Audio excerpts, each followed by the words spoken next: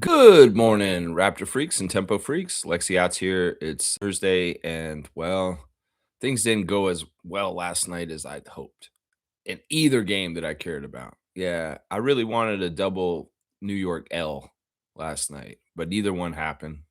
In some ways, once again, I'm jaded. I truly believe that Adam Silver and Kathy Engelbert are story writers, that they like to write storylines.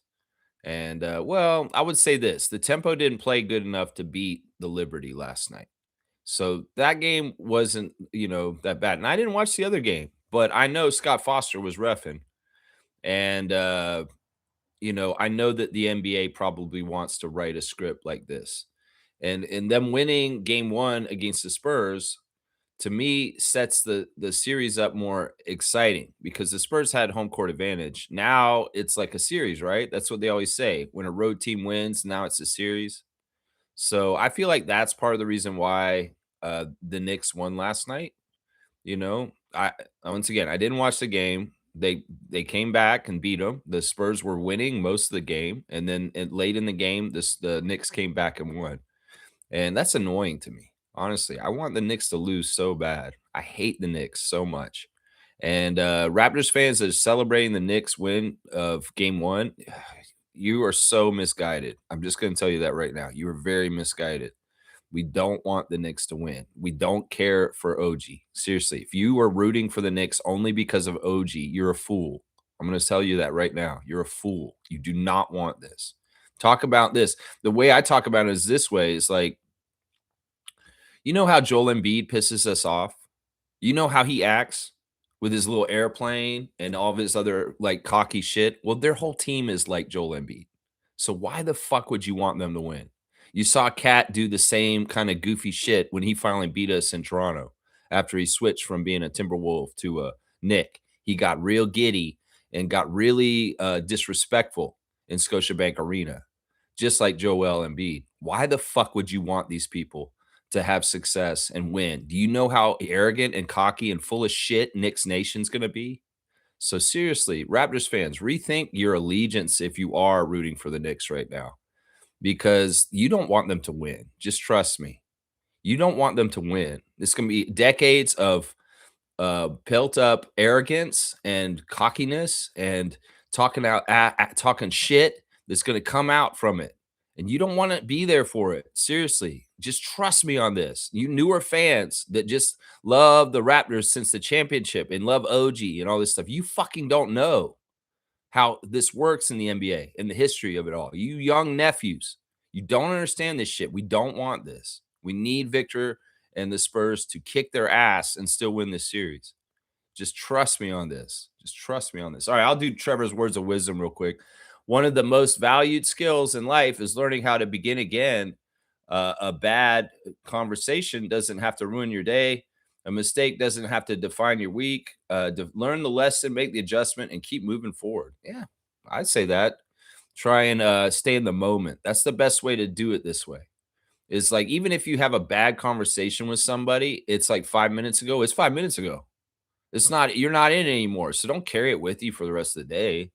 It's not worth it. In some ways, that's the happiest and best people in the world. The people that can stay absolutely present. They're not getting ahead of themselves and worrying about something coming up that may be stressful. They're not dwelling on something that happened this morning, yesterday, or last week that they can't let go of. These are important things to stay present. Understand what you're doing right at this moment, because this is the only reality that you've got, is the present moment right this second. That's the only thing that is real in this world. That disrespectful comment that person made towards you earlier, it doesn't matter at this point because it's been said, it's gone. And it's only you in your head that holds on to it, that makes you continue to perpetuate it. So yeah, it's a really, really good skill to stay present and move on and stay light, moving lightly, moving with light baggage around you. That's right. Blessings to the Jones family, all the Raptor Freak families. That's right. Yeah. Trevor's saying tempo make the game get away from them last night. When I saw Kiki went down, that was scary, but we hope and pray for a recovery soon. Yeah, I still don't have any news on Kiki Rice. about what's going on with her. Of course, on this channel, we'll be keeping people updated as well as we can about Kiki Rice and her status. It did look like it was an ankle twist of some sort. She fell in a weird way off of Jonkel Jones, and it wasn't a dirty play, but it was an awkward like footing landing, and she kind of fell, and you could tell she was in pain, and she wasn't able to walk on her leg when she was leaving. So to me, that's telling me that she's probably got a sprained ankle and that she's probably going to miss some games, like maybe a few. Not a big, huge injury. I don't think this is a big, huge injury unless we hear something otherwise soon. I think it's just a twisted ankle, pretty bad twisted ankle or a sprained ankle where she couldn't walk off on her own accord. And, it's like a normal basketball injury, unless there is some sort of tendons pulled or something like that, that can make it worse. But otherwise, to me, the way it looked like, because Jones did not put any of her weight on her when she went down. It was more she just spun really awkwardly and didn't land square on her foot. And so the big frame of Jones was not leaning into her or putting weight on her limb to make it worse. It was more that she just landed in a weird angle with her body twisted, and she didn't land square. That's kind of what it looked like to me. Now, I'm hoping and praying that she barely misses any time, because honestly, she's been a common thread in our wins this year. I looked at the games that she's played this year. Of course, she didn't score in the first game she ever played, and we lost. She scored 11 or less in a couple of games, and we lost those games. And games where Kiki Rice scores 11 or more, we win.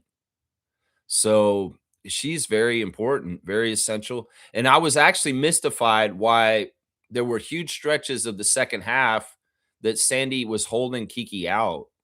Like, there seemed like there's a period of time where Kiki should have been in there playing more, but she was on the bench a lot in the second half, and I'm not totally sure why. I'm not totally sure why. There's also weird patterns of substitution with Marina Mabry, I find too, where she sits for a long time and then they bring her back in. Like, I noticed that Sandy likes to hold Marina out for the first half of the fourth quarter and then play her for the end.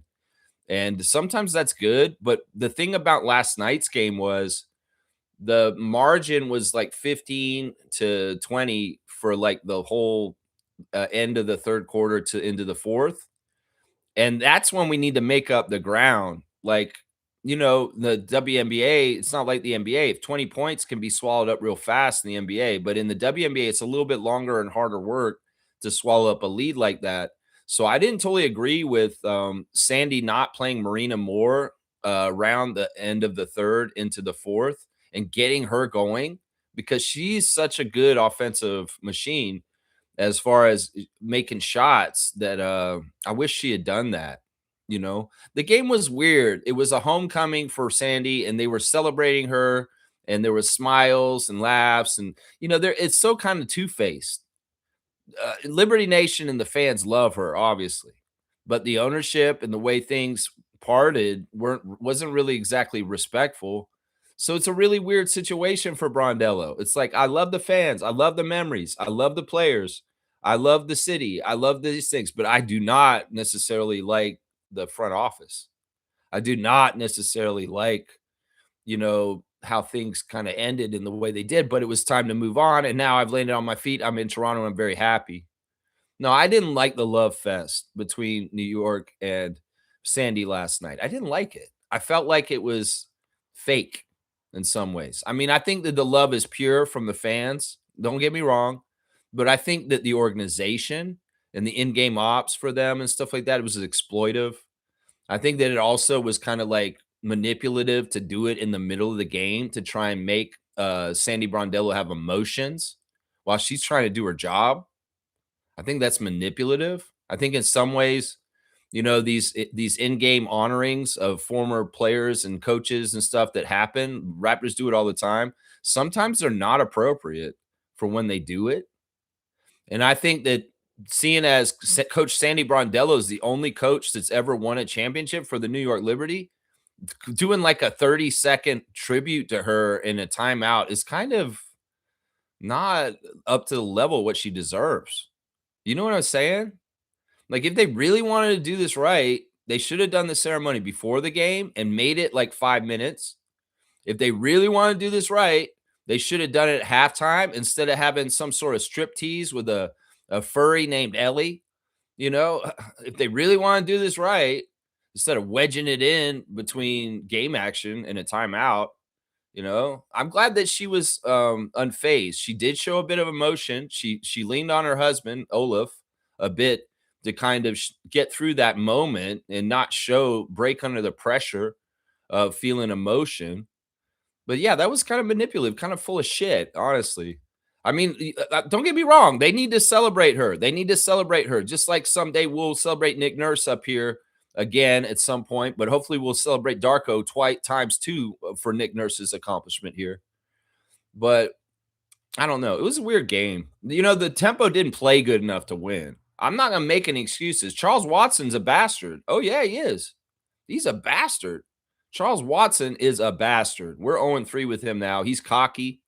The way he talks to some of the players in the WNBA is crazy. And also, yeah, that shot by Laura at the halftime was absolutely good. Absolutely good. See, because I was watching the in the arena stream and I could see the replay and then watching it over and over again. And if you want to know the truth, that shot was as close as Jamal Shedd's shot that Josh Tiven took away last year for the Raptors. Remember when Shedd hit that buzzer beater and it was in Toronto and it was basically out of his hand right at the buzzer and it went in, but they went and got ticky tack and they noticed it was like a tenth of a second. Well, that was the exact same thing for Laura Yuskaida's halftime three-pointer that she made. And that was a pivotal shot. If that had counted, we would have only been down by by 3 at halftime. Instead, we were down by 6. And that's kind of bullshit, honestly, because the way it looked when I looked at it and I watched the same thing that the rest were watching, it had left her hand before the buzzer ran out, before the light came on. That ball was not touching her hand. It was not exactly like Shedd. It was on the opposite side. It was 0.1 seconds released and okay. But somehow, some way, some convoluted way, Teresa Stuck, Charles Watson, and Isaac Barnett saw it as being too late. That was absolute horse crap. Most people are watching the commercials and they're going over it at halftime. Everybody's going to halftime. And I seen what they were doing, and that ball was good.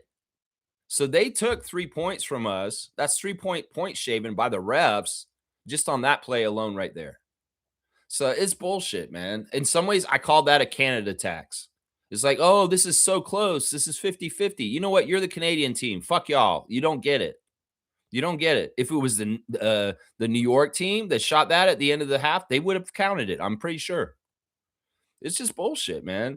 You want to think that these leagues are fair, but these referees are biased and they have storylines and they have instructions from their heads of the league and the referee heads to call things certain ways and maybe even try and help an outcome happen that they want. They don't want the Tempo to come in and beat the Liberty the first time they play them. They don't want the Tempo to come in and beat New York in Barclays Center. They don't want the Tempo to come in there and win their first Commissioner's Cup game. No, they don't. They want to make sure. Now, the Tempo didn't play good, and it's honestly, they didn't deserve to win. But, let's just say there's safeguards there just in case.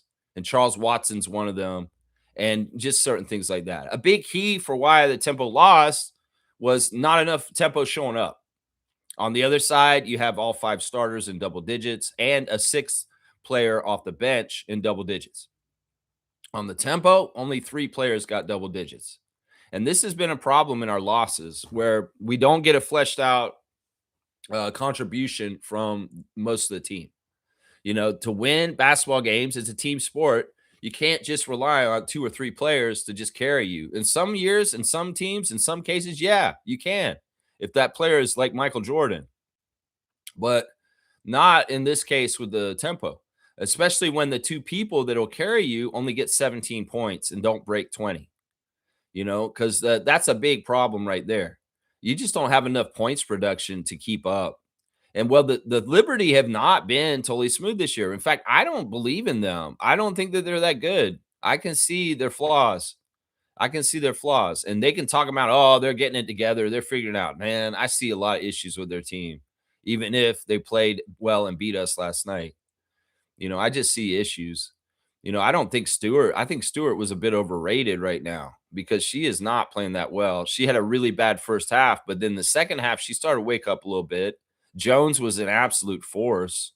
That was the big problem right there. And that's Monica Wright Rogers right there. That's your fault, Monica, because this team is not big enough to deal with Jones in the right way. Look, Niara was her backup last year, and they played each other a lot in practice. Jones and Niara know each other real well. In fact, there was a very friendly greeting at the beginning of the game at the jump ball. But that's the thing, it's like Grasshopper. Have you come to face the teacher? And well, teacher has something to teach you still, and you can't stop me. And I'm going to go get a 20-17 game on you. See, that's a big problem right there. Jones, center, true center, big player, can't handle her. Coach DeMarco utilizing his most powerful weapon against the tempo, and it's being extremely effective. Can't do nothing. Niara, after the game in the press conference, blaming herself, saying, I didn't do a good enough job on her. I did not stop her well enough. It's on me, guys. And Sandy's kind of like, oh, we needed other people to help you too. It's tough. I mean, that's the problem. Monica, and even sounds like Sandy is crying out to you. It's like one of the reporters in the post-game interview said, Sandy, what do you think they'll do with the developmental spots? You have 2 developmental spots open for this team right now. And she said, I don't know what they're going to do. I don't know what Monica and Eli are going to do. They're working hard to figure out the right players for us to build this team. I don't know what they're going to do. I don't know either. And why hadn't they done something? Like, that's the thing. The season's going on right now. What are you wasting your time? I mean, is this some sort of weird save money thing like the Raptors did by having an empty roster spot all fucking year last year to save money for Ed Rodgers III? The Raptors ran on one spot empty the whole year. The whole entire year, the Raptors had an extra roster spot they did not utilize the whole entire year. Cost-cutting move. This is a big corporation kind of fun. Oh, we're going to save some money. We're going to run on one less player for the basketball team when the whole entire league is utilizing an extra player. But the Raptors, you don't need that extra player. Bobby, you're going to save money for Keith Pelly. Now, don't be doing this, Monica. Larry Tannenbaum's a very rich man. He built this city on concrete and rock and roll, Starship. And he's got the money. He's not a cheapskate like Ed Rodgers. Come on now. You can go and get these developmental players. Go get some bigs. Seriously, you just cut Mariella. But we need Mariella. Why the fuck would you cut the only center we have on the bench? So go get 2 new centers. And I don't care how bad they are. Just get somebody. It's like time's a wasted. And, we get a certain amount. Are you waiting for them to have 12-game eligibility in the last 12 games of the season? Then we use them for every game? I mean, that seems silly and messed up. Like, what are we doing here? GM, I want to see how quick you are on the job. In some ways, look, we waited all year last year for Bobby to finally get somebody like Mo Bamba for a hot second, and it was not worth it. Trace Jackson Davis, in some ways, that made it up. In some ways, but not really. So we're already sensitive here in Toronto sports market to having basketball teams that are shorted on bigs. And in some ways, I don't like this because we just started with a blank slate. And, they keep saying that the WNBA talent pool is so vast and wide, and there's so many players just trying to get in that are on the cusp. Well, where are these bigs that are like this, Monica? And when can you sign them to help Sandy? Because she's saying it clear as day in the press conference after the game. I don't know what Monica is going to do, when she's going to do it, who she's going to get. I hope she gets somebody. Yeah, I'm saying the same thing as Sandy Brondello right now, Monica Wright Rogers. What are you doing? What are y'all doing in the GM office, Eli Horowitz? What are y'all doing? Do your job. That's what I say. And we have 2 open roster spots, and we have no centers. So come on. Hello, 1 + 1 = 2. We can figure this out, right? Isn't there some European big out there? Is Emma Meesman available? You think you can go send some money to Emma Meesman, shift things around, put somebody on a development contract, and put her in a full roster spot? Because I believe Julie Alamon's friend Emma from Belgian team is available right now. A player that you had on your team last year. Maybe Sandy doesn't like Emma or something. It's like, I don't know. Monica comes in and says, Sandy, we could get Emma Meesman to be on the tempo. Oh, no, I didn't like Emma. Emma's not the kind of player I want on the tempo right now. I'm sorry, Monica. We have to look other places. But are you sure? Because she does know Julie, and she does really like, playing internationally. Just trust me. I had her on my team last year. What is this shit? Why can't y'all go get Emma Meesman? Seriously. Go get the other New York center that is sitting out there as a free agent right now. She just sitting out there. She ain't on no team. She's a center. Why can't we get Emma Meesman? Monica Wright Rogers. That's what I'm saying right now. Come on, do something. I'm that dude with a stick poking you. Are you alive? Do something. Do something. This is bad. That's the main reason why we lost. Jonquel, Jones, JoJo. That's the main reason why we lost right there. Other than that, the 3-point shooting for the Liberty was very good. They shot way better from 3 than we did. We made 6 threes. They made 14. That's a big, huge difference in the score right there. They got to the line 10 more times than we did. Those refs were very stingy towards the Toronto Tempo and putting us on the line. They gave a lot of favor to the Liberty, put them on the line. Ref manipulation there too. Yeah, 10 more free throw attempts than the Tempo. Charles Watson? That's very blatant ref manipulation. Our players are getting fouled too. And it's not that they got that much more fouled than we did. Not at all. It's just that, some of our fouls ended up being side outs because we hadn't gathered and shot yet, or we hadn't done this yet. And so it was not actually a foul shot. It was a side out foul. Yeah, there's all that ref bullshit, ref manipulation bullshit, setting it up in little ways to make it harder. But to be honest, we're a team that has to play so much better, has to make our shots, has to go to another level on defense, as Sandy put it. There were times I saw it where we were kind of holding the defense in the right way that probably Brondello's pleased. But there are other times where it just completely falls apart, and we're not organized, and we're not catching up and helping each other and communicating. So, yeah, that's the thing. She said that straight up, that the Tempo were not rotating fast enough to get out to the 3-point shooters when they were getting their shots, that we were too slow to scamper that distance to close out on those 3-point shots. And that was a big key for how the Tempo lost, was the 3-point shots and Jones inside. Those two things, and a team contribution from more players than our players.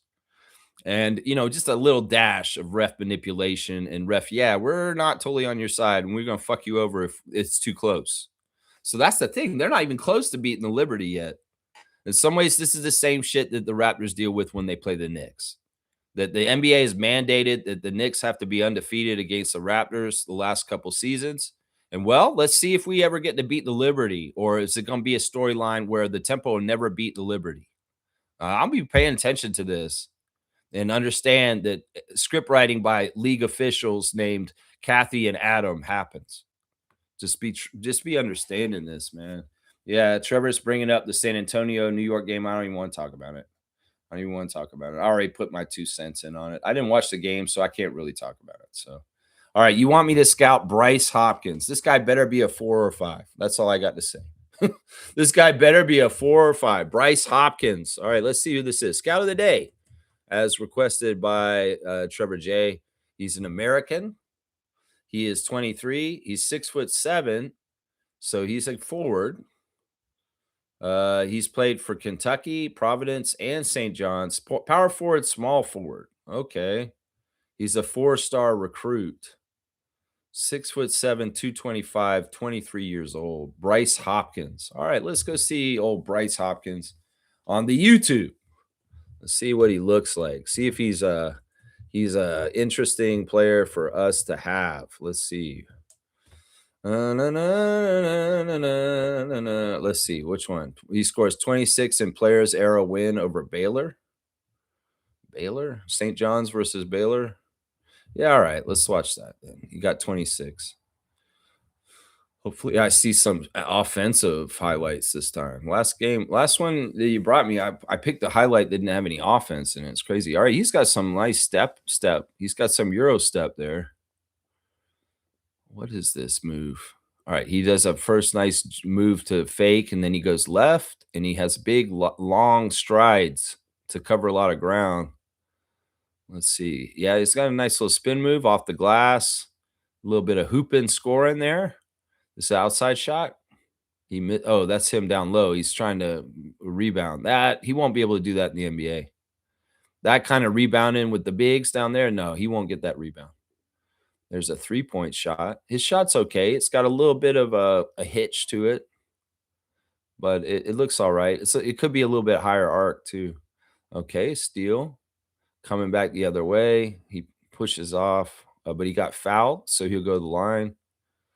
Let's see. Here's a post move. He's backing the guy down. The guy's a bigger, stronger defender, and he still goes up straight and makes the shot over him. He gets and one too. So he got bumped a little bit, barely though. That guy barely touched him. Honestly, it's like he was straight up, and he went up into his straight arm. Let's see. What's another good highlight here of this dude? He's coming around the outside. They swing it around. Boom. Takes the three. Yeah, nice quick release. It seems like he doesn't need a lot of time to get the shot away. There he is in transition, passing it to his teammate who makes a nice layup. So he's got a little bit of passing chops. I don't know, man. Like once again, I really want somebody who's 6'9" or taller on our team, like to draft this time. We drafted a 6'7" guy at power forward last year. And I want to get somebody who's 6'9" or taller. I'm sorry. I'm sick of this shit. You know, this guy's 6'7". He's not better than RJ. He's not better than Jacoby. I don't give a shit. Like I'm not trying to add people that are going to mess with people that are already on our team that are established that I feel like are the future and the way to go. So I'm going to pass on this guy. I don't see anything so outstanding at the small forward, power forward position that we would need this guy. Like he's just a run of the mill NBA, run of the mill player. Like he's just a run of the mill basketball player. I don't see anything special about him. I don't see any X factor. I don't see anything that makes him say, "Wow," to me. Wow, like we need to have this guy. I don't see any of that in him. So I'm gonna say thumbs down on Bryce Hopkins. It just seems like a run of the mill college player that doesn't really have a wow factor to me. Okay, you can do all the stuff that most players can do at this point. And do we need his position? No, we don't. We don't need his position. How many players do we have at small forward, power forward right now? Scotty, Brandon, RJ, Jacoby, Jonathan, Jameson, Colin. It's like we don't need Bryce Hopkins. So yeah, I'm on him. Yeah. Trevor's saying this. Mercury beat Seattle in their Commissioner Cup game last night. That's good. Lexi Held was celebrating it on there. That's really kind of a battle of the two bottom Western teams. Seattle and Phoenix are both teams that we've beaten when we play them. They're not very good. And well, the battle of the bad teams, Mercury beats Storm. Yeah, Storms are in a bad place, man. They've had their good players leave from last year, and they're trying to find a new identity. And you can tell they're frustrated and a little scared. The last time we beat them in Toronto, they looked very defeated, like very forlorn. Let's just put it that way. Now, Mercury got a little more sunshine back by reuniting with Lexi Held. And who knows? I mean, there's also some veterans on the Mercury that kind of hold it together in a professional way that kind of give that feeling of like, okay, even if it's that bad, y'all, let's just stay professional and let's keep trying. Meanwhile, there's a younger group in Seattle, and they are probably a little bit more, have a harder time with their feelings if they're not doing well. Let's just put it that way. Alyssa Thomas goes a long way. Let's just put it that way. She goes a long way. Trevor's brought up the singer Peebo Bryson has died at 75. Yeah, this sucks. I hate hearing about artists, entertainers, actors, musicians, people that are great in the world because they contributed creatively in some sort of way, passing away. As we get older, obviously there's a lot of famous people out there because now there's reality shows like Survivor and stuff like that, which make people famous that are ordinary. And there's a lot more known people. So obviously there's going to be a lot more famous deaths. It's just part of like having more internet and more awareness and more 15 minutes of fame. There's going to be people that were known for just a second, and then like, oh, 20 years later they'll pass away, and then all of a sudden people be like, oh yeah, I remember them. Peebo Bryson, great singer, great musical artist. It's sad to hear that he passed. I will say that, but 75 is a good age. I mean, the the average life expectancy for American is right there for a male. It's right there. So they lived an average life. It's actually maybe 77, but if you factor in different uh, statistics, because this is what I studied in grad school, is demography and mortality. He's right there. So he got a pretty good full life right there. Like I think the average American male dies at 77. I think that's right. I think that's right. Other countries have higher expected life expectancy than the United States. The United States is failing its own people. In fact, that number is going to plummet even worse because of policy decisions that have been made in the last year or so, as far as allowing emissions, allowing companies to just go ahead and pollute everything like the water, the air.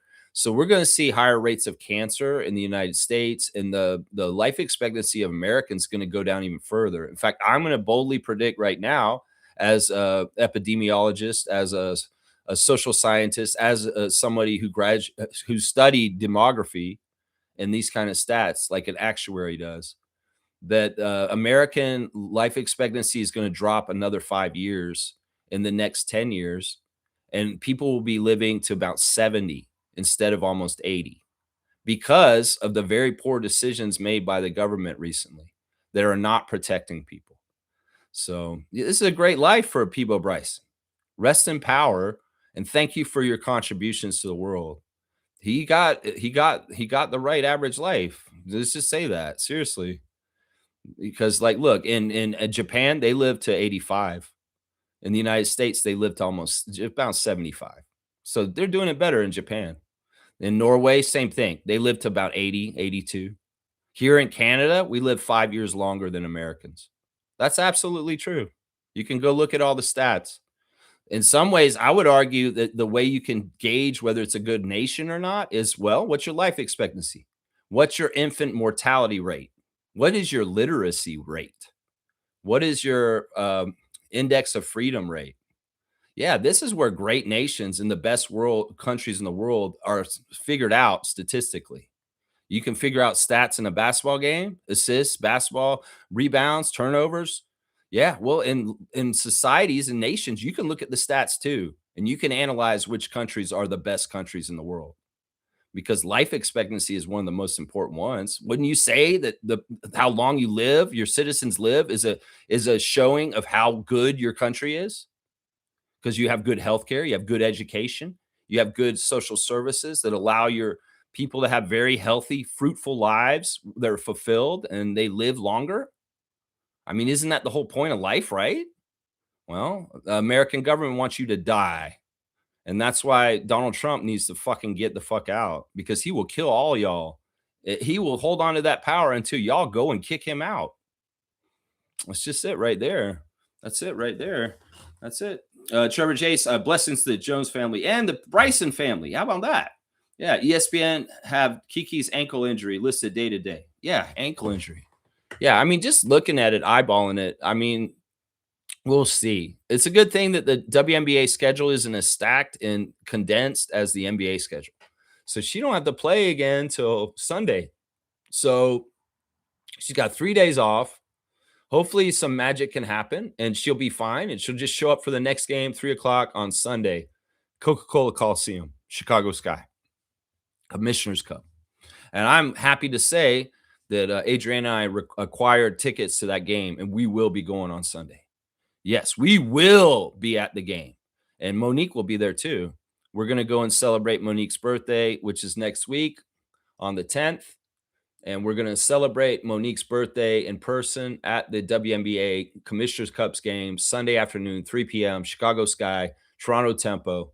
It'll be the first Tempo game for all three of us, Monique, Adriana, and I. So yeah, I thank you so much, Adriana, for getting these tickets. And I'm looking forward to going to my first Tempo game this weekend. Commissioner's Cup, Chicago Sky. Yeah. And we'll take a picture with me and Monique while we're there, so you can see us together. That's right. Yeah. Let's see. Alan Tam's here. Bam, son. And Cool Cat. Good morning, Coach Cool Cat. Good to see you. Bam, son. All right. So he's going to do this. He did this last time. And I'm all about this, man. Alan Tam, in some ways, is our special Team Canada correspondent. And he's giving us roster updates on who Team Canada is. So let's see what he's saying here. Team Canada Olympic men's basketball team and FIBA team, 12 players to represent SGA. This is who he thinks should make the team. This is the A team. All right. Now, Alan, you heard my spiel the other day. That pool that Michael Bartlett and Rowan Barrett Sr. released the other day is 50 players that will be representing Canada at all the stages. And when the NBA is playing, our NBA players cannot play for Canada. So we have a B team that has people like Kyle Whitmer and Aaron Best and Mfiondu Kabengele and Charles Bediako on it. So that's why we have those players that are non-NBA on the roster, is because when the NBA is playing in the fall and there are games that Canada has to play in to qualify for the Olympics, we have to send the B team, Alan. So just so you know, that's why half the squad is NBA and half the squad is not NBA. Just to inform you, my guy. All right. So you want for the A team, Shai Gilgeous-Alexander, Benedict Mathurin, Leonard Miller, Dylan Brooks, RJ Barrett, Mfiondu Kabengele, Kelly Olynyk, Luguentz Dort, Nickeil Alexander-Walker, Andrew Nebhart, and Ryan Nebhart, and Kem Birch. That's not a bad 12, honestly. I like that you have put in centers, that we need size, and you have Birch, Olynyk, and Kabengele. So that's very good. We need those guys. Now, I would maybe switch one of those three bigs out for Bediako. And I'm going to tell you this right now. Don't sleep on Charles Bediako, Alan Tam, Bam, son. You need to go watch a Scarborough Shooting Stars game, because that's where he's playing right now for Canadian Elite Basketball League, and see the mobility, the shot blocking, and the rebounding of Charles. He played for the Spurs and the Austin Spurs in the last 2 years. So he has had NBA experience in the last 2 years, and he has extensive G League experience along with CBL experience.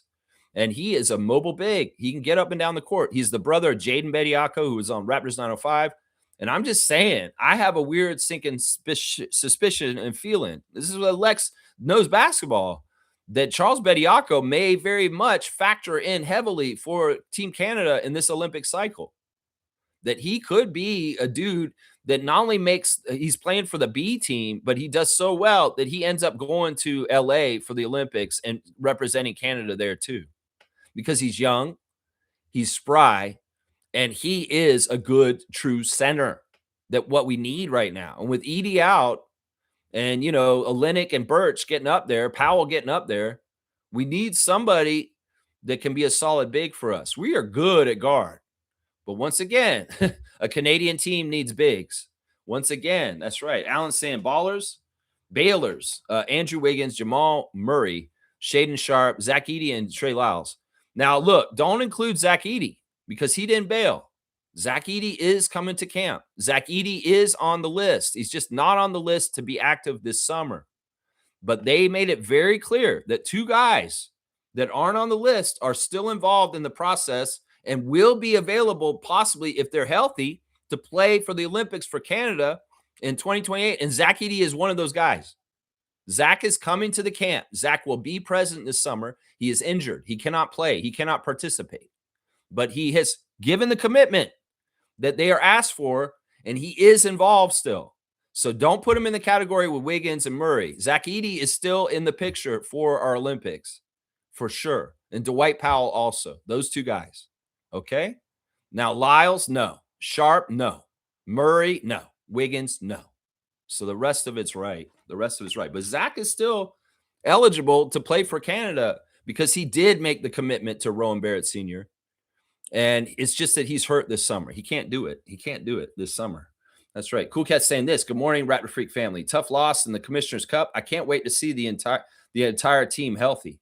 Yeah, we need to see Isabel Harrison. We need Temmie out there, and we need more bigs, Monica. That's what I'm saying this morning. We need more bigs. That's right. That's right. Let's see. Neil's laughing. Victory must be earned, not given. That's right. That's right. We want the Spurs to win. I do. The alien. That's right. That's right. We'll just see. Take it game by game. Knowing the NBA, they're going to want to milk this. This will probably be a 7-game series, and we'll just see how it all goes down. Remember, no matter what, game 7 is going to be in San Antonio. That's what I'll say to this. Just remember that. If it goes 7 games, the game 7 will be in San Antonio, no matter what, right? Cool Cat's saying this. NBA Game 1 finals, man, Spurs look tired. Rookie Harper didn't get to close the game. Yeah. Yeah. Knicks fans in overdrive. Yeah, fuck the Knicks fans. I hate them so much. I don't want to hear their garbage. Even my friend Allen's annoying me right now. And he's a diehard Knicks fan. And I like the guy, but he's annoying the hell out of me. Yeah, I don't want anything good for them. Seriously, they're annoying. They're bing bong bullshit. And seriously, this is one of the biggest annoying things about the season so far.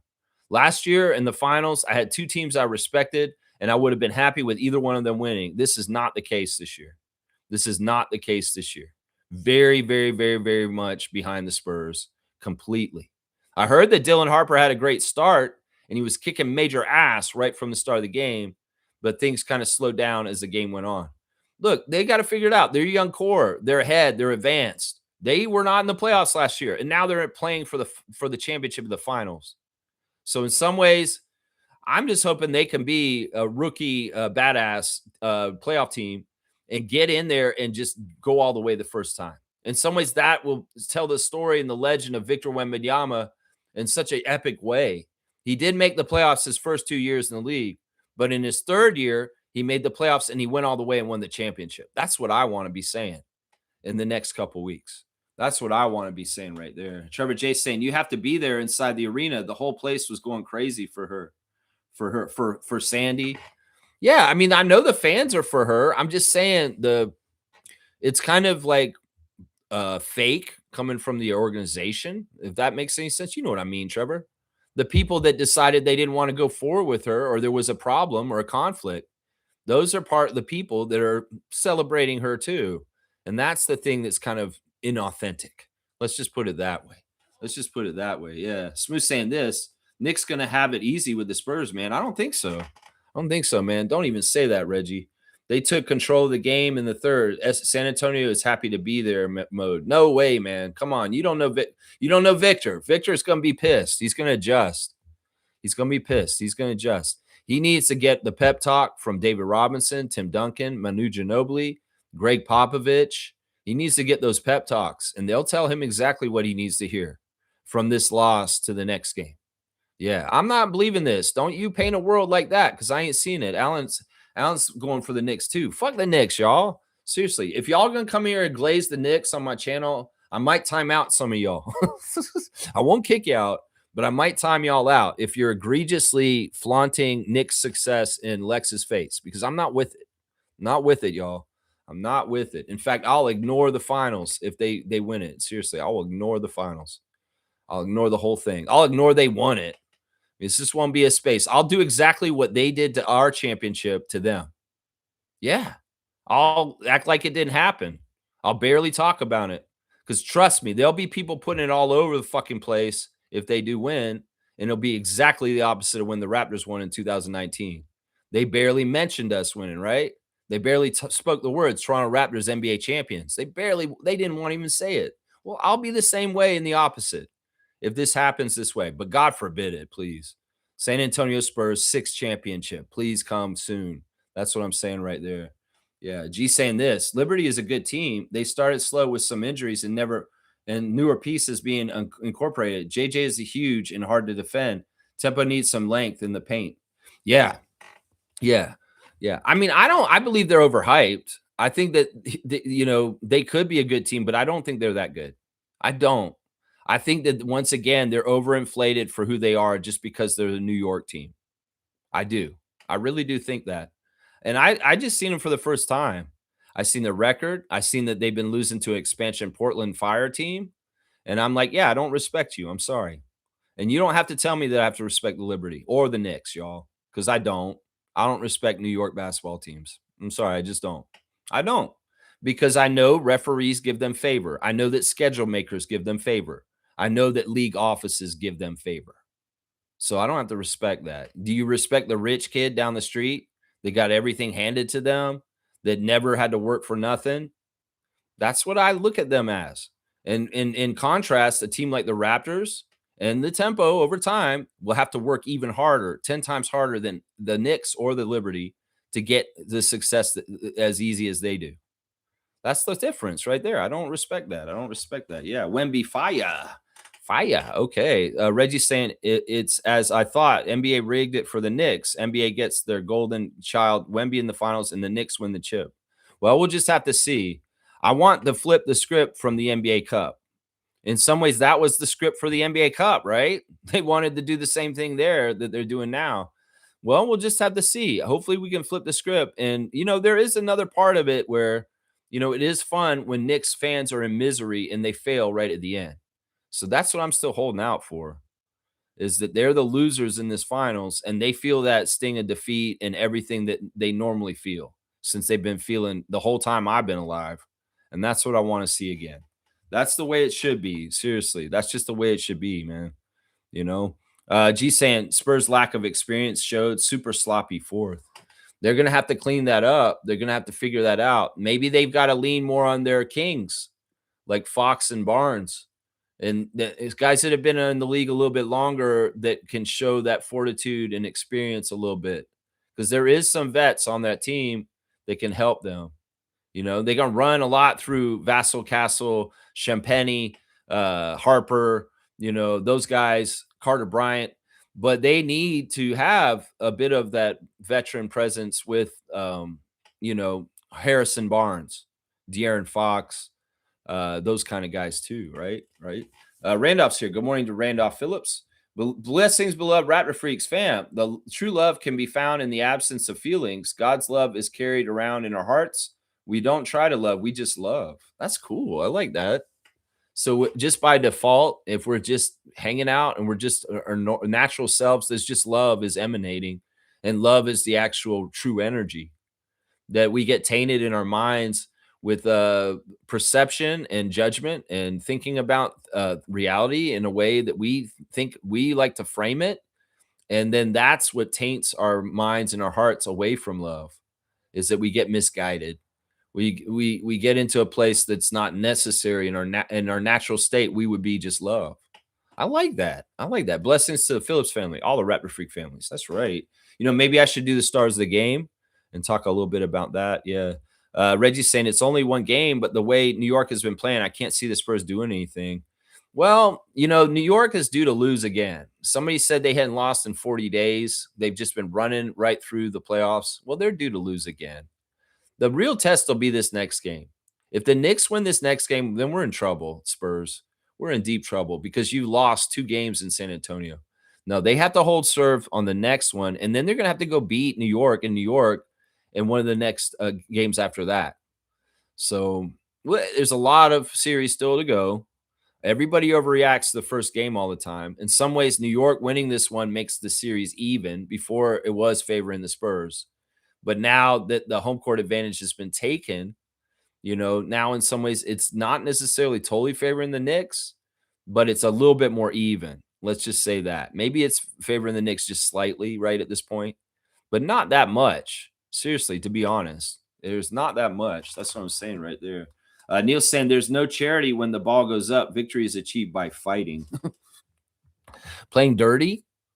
Yeah, I don't respect that, man. In some ways, I just don't respect that. And I know that once again, New York Knicks have they have an allowance of playing dirty and physical that the refs in the league allows. And they don't necessarily allow it for most teams.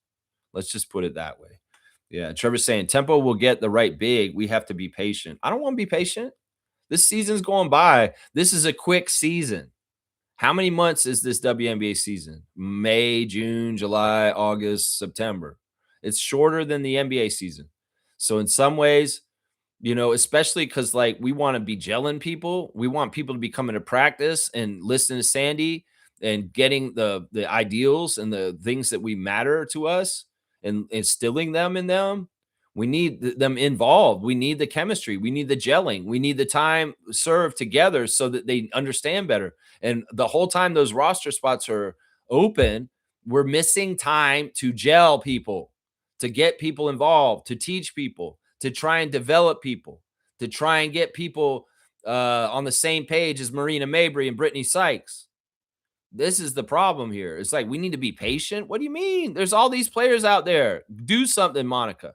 Pull the trigger. Even if it's wrong, do something just to try it, experiment. And then if it's not the right person, well, you move on and try the next one. I don't know how this works in WNBA. It seems like there's so much flow of player movement that it's like, can't you just keep switching people in and out? Like if we wanted to change the position of somebody, or is it no, you can't get this many acquisitions. You can't just keep switching people in and out every 2-3 days or a week or whatever. I don't know. We'll just have to see. But I'm just saying there's a glaring hole on our team, and Joe Jones last night exploited the shit out of it. There's a glaring hole in our team. And in some ways, once again, job duties are job duties. The coach coaches, the players play, the GMs. And that's the only reason why, in some ways, I'm wondering what the fuck's going on. And so is Sandy. She's saying the same thing in her interview. I don't know. Monica and Eli will do something, I hope. Is basically what she said. Fiercely saying, good morning. Let me see. You jumped ahead. Where is it? Good morning, fam, and happy Thursday. I missed the game yesterday, but we'll watch the replay. Judging by Lex's comments, size was once again an issue. It was absolutely the issue. Jonquel Jones was the issue. A true center that went off on us and got 22 points, 17 rebounds, and 2 blocks, and was a plus 16. She was 9 for 14 from the field, including 4 of 7 from 3. And she started early and did the damage early and messed us up. The Temple were winning after one quarter, 20-17, which was awesome. They were held to 14 points in the second quarter. There was some drying up of the offense, stagnation, where we couldn't score at all for the second quarter. And we end up being down by 6 at the half when we should have been down by 3 because that Laura shot should have counted. We should have had 17 points in the second quarter, which is kind of bullshit, honestly. Yeah. All right. Let me do the stars of the game real quick. My number one star of the game is Marina. Marina was not her full self. She was contained to a degree. There was frustration. They weren't allowing her to do stuff. One of the things that they did, though, that was interesting with Mabrey last night was they were using her away from the three-point shot. There was a lot more drive into the mid-range and pop kind of plays by her. So she was looking to put the ball on the floor and drive and get like kind of little runners, which worked to a degree because they were really covering her up well on the three-point shot. The coach DeMarco of the Liberty said that was a key to their focus, was to not allow us to have our threes the way we wanted to. And they were very successful in not allowing us to do that. And Marina was frustrated at times. It was hard for her to shake loose and to get a rhythm and get going, especially from outside. 26 minutes for Mabrey, 17 points on 7 of 13 shooting. She didn't shoot bad. It's just in some ways she didn't get as many shots as she should have gotten because she was covered up. 2 for 6 from 3. See, she only got 2 threes. In some ways, we need like 4 or 5 threes from her at least. She was 1 for 2 at the free throw line, 3 rebounds, 4 assists, 1 turnover, a minus 16. She also had a block. That's not a horrible stat line for Marina, but it's not a good stat line for her either, right?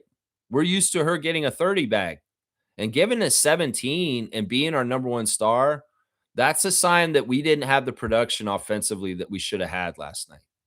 That's a sign right there. My second star of the game is Niara.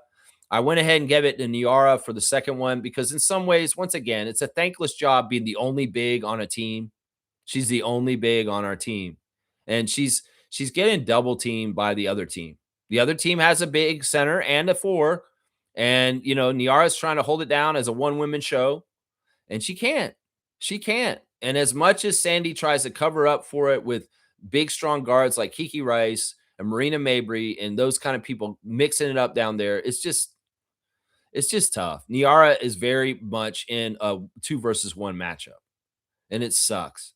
11 points for Sabali. She had 11 in 29 minutes, 5 of 10 shooting. She was 1 of 3 from 3, 6 rebounds, 3 assists, 1 turnover, a minus 24. In the Sabali matchup between her and her sister actually outscored her by 1, 12 points for her in 14 minutes. So in some ways, Satu did outplay Niara. But Niara was doing a lot of off the box score kind of stuff, just defensive stuff, hustle stuff, strength stuff, holding it down kind of stuff. It's just really tough. They're putting a lot on her. And every single time I see her kind of get hit or slightly hurt, I just gasp because I know that in some ways she's the only big on our team. And if she's not around, boy, are we screwed right now. Boy, are we screwed. My third star of the game, begrudgingly, is Brittany Sykes. And it's only because I gave these three the stars of the game because they're the only three that got double digits in scoring. And Brittany didn't even play that well, honestly. She was ineffective. She was high volume, but I wanted to give her it because it was okay. It was like Marina. This is not a super good Brittany Sykes game, but it's okay. It's like okay. It's not, oh wow, she got 38. No, it's okay. It's just okay. 34 minutes, 17 points for Brittany also. 8 of 18. Didn't shoot as well as Marina. Missed her only 3. Made her only free throw though. And this is, like I said, this is a travesty, Charles Watson. You guys give 20 free throws to the Liberty and only 10 to the Tempo. And Brittany Sykes only got 1 free throw. She's a driver. She's going in and trying to get contact, and you don't give any respect to that. Marina Mabry getting hit. She only got 2 free throws yesterday. Like, that's where the ref manipulation happens because our players are engaging. They are aggressive. They are trying to work, but somehow a physical, tough defense for the Liberty or the Knicks is not a foul. It's not a foul. Oh, it's just strong contact, physical game. Sorry, no foul there. But it's a foul on the other end when the Tempo do it. That's the thing that pisses me off. That's the one-sided of one floor kind of calls by referee crews. And 20 free throw attempts for the Liberty and only 10 for the Tempo show that. And Brittany Sykes only shooting 1 free throw shows that. 5 rebounds, 1 assist, 2 turnovers, 3 steals for Brittany, along with the block and a minus 12. Yeah, her defense was okay. She's in there mixing it up on rebounds, trying to help us as best as she can. The gang rebounding for the Tempo is so important. But I want to move to an era of Tempo basketball where we don't have to use Rice and Sykes down low. Like, seriously. I want to move to a Tempo era of basketball where we don't have to do that, Monica. Come on now. Come on now. I'll go over the rest of the team real quick. Who do I have as an honorable mention? Well, Julie Alamon off the bench, 23 minutes, 7 points on 3 of 6 shooting, 1 of 3 from 3, 1 rebound, 2 assists, 0 turnovers, 2 steals and a block, a minus 12. She's a defensive force. She's a whirlwind. She's a bulldog. She causes turnovers. Her and Kiki together on the court attacking the ball handler, they're in trouble. They're in trouble. Those two will mess them up and make them turn the ball over. Yeah, Julie was a little more aggressive with trying to shoot for herself, and I like that. In the past, she's only taken like 2 or 4 shots. She took 6 shots this time. Julie, do you think you can score double digits? Because we're looking for Tempo players that could score double digits regularly. You think you can try and do that, Julie? I mean, the assists are great, but I'd love to see you start scoring some more and adding some more offensive contribution.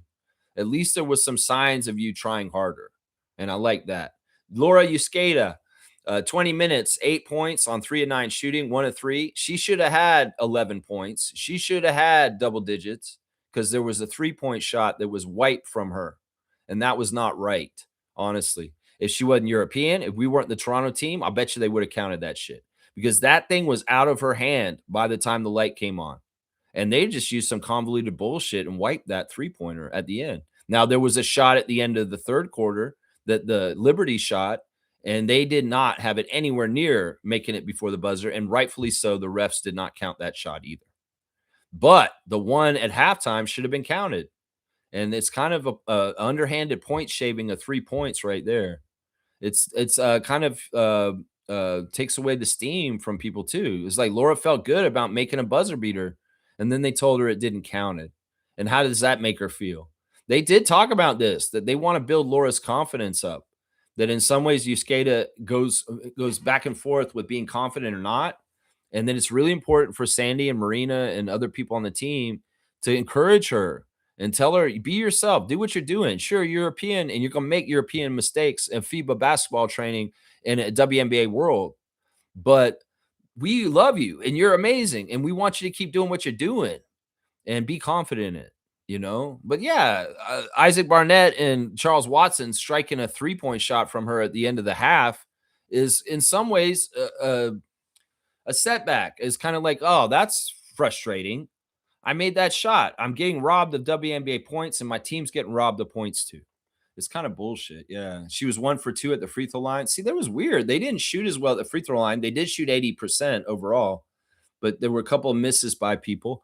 5 rebounds for Laura, 2 assists, 0 turnovers, 2 steals, a minus 21. Ugh. But Kiki Rice had one of her worst games. This is her second worst game as a player in the WNBA.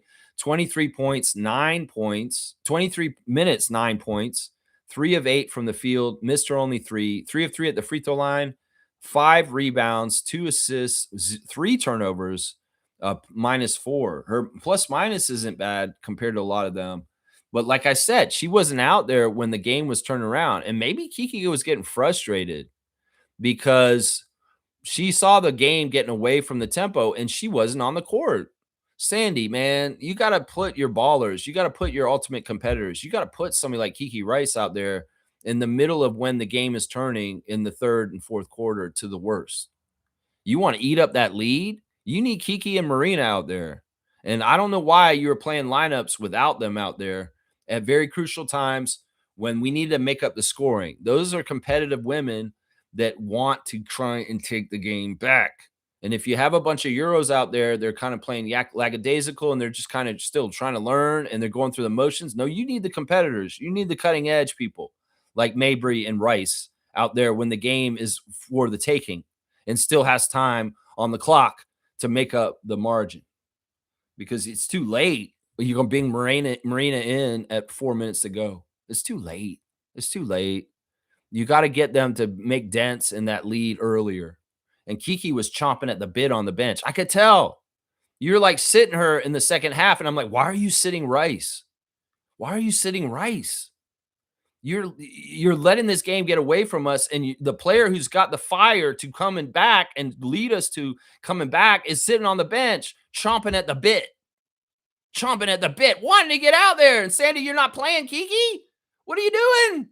What are you doing? I couldn't understand that at all. Maria Conde, 21 minutes, 7 points, 2 of 5 from the field, 1 of 2 from 3, 2 of 2 at the free throw line, 6 rebounds, 1 assist, -1.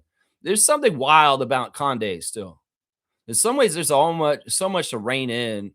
If she gets a little more disciplined and a little bit more fundamentally sound in the WNBA world, she could be a real player. But right now, it's a little too wild. Let's just put it that way. And in some ways, if she tightens up, she becomes a real dead eye with her outside shot. She could be a real power in this league. Seriously.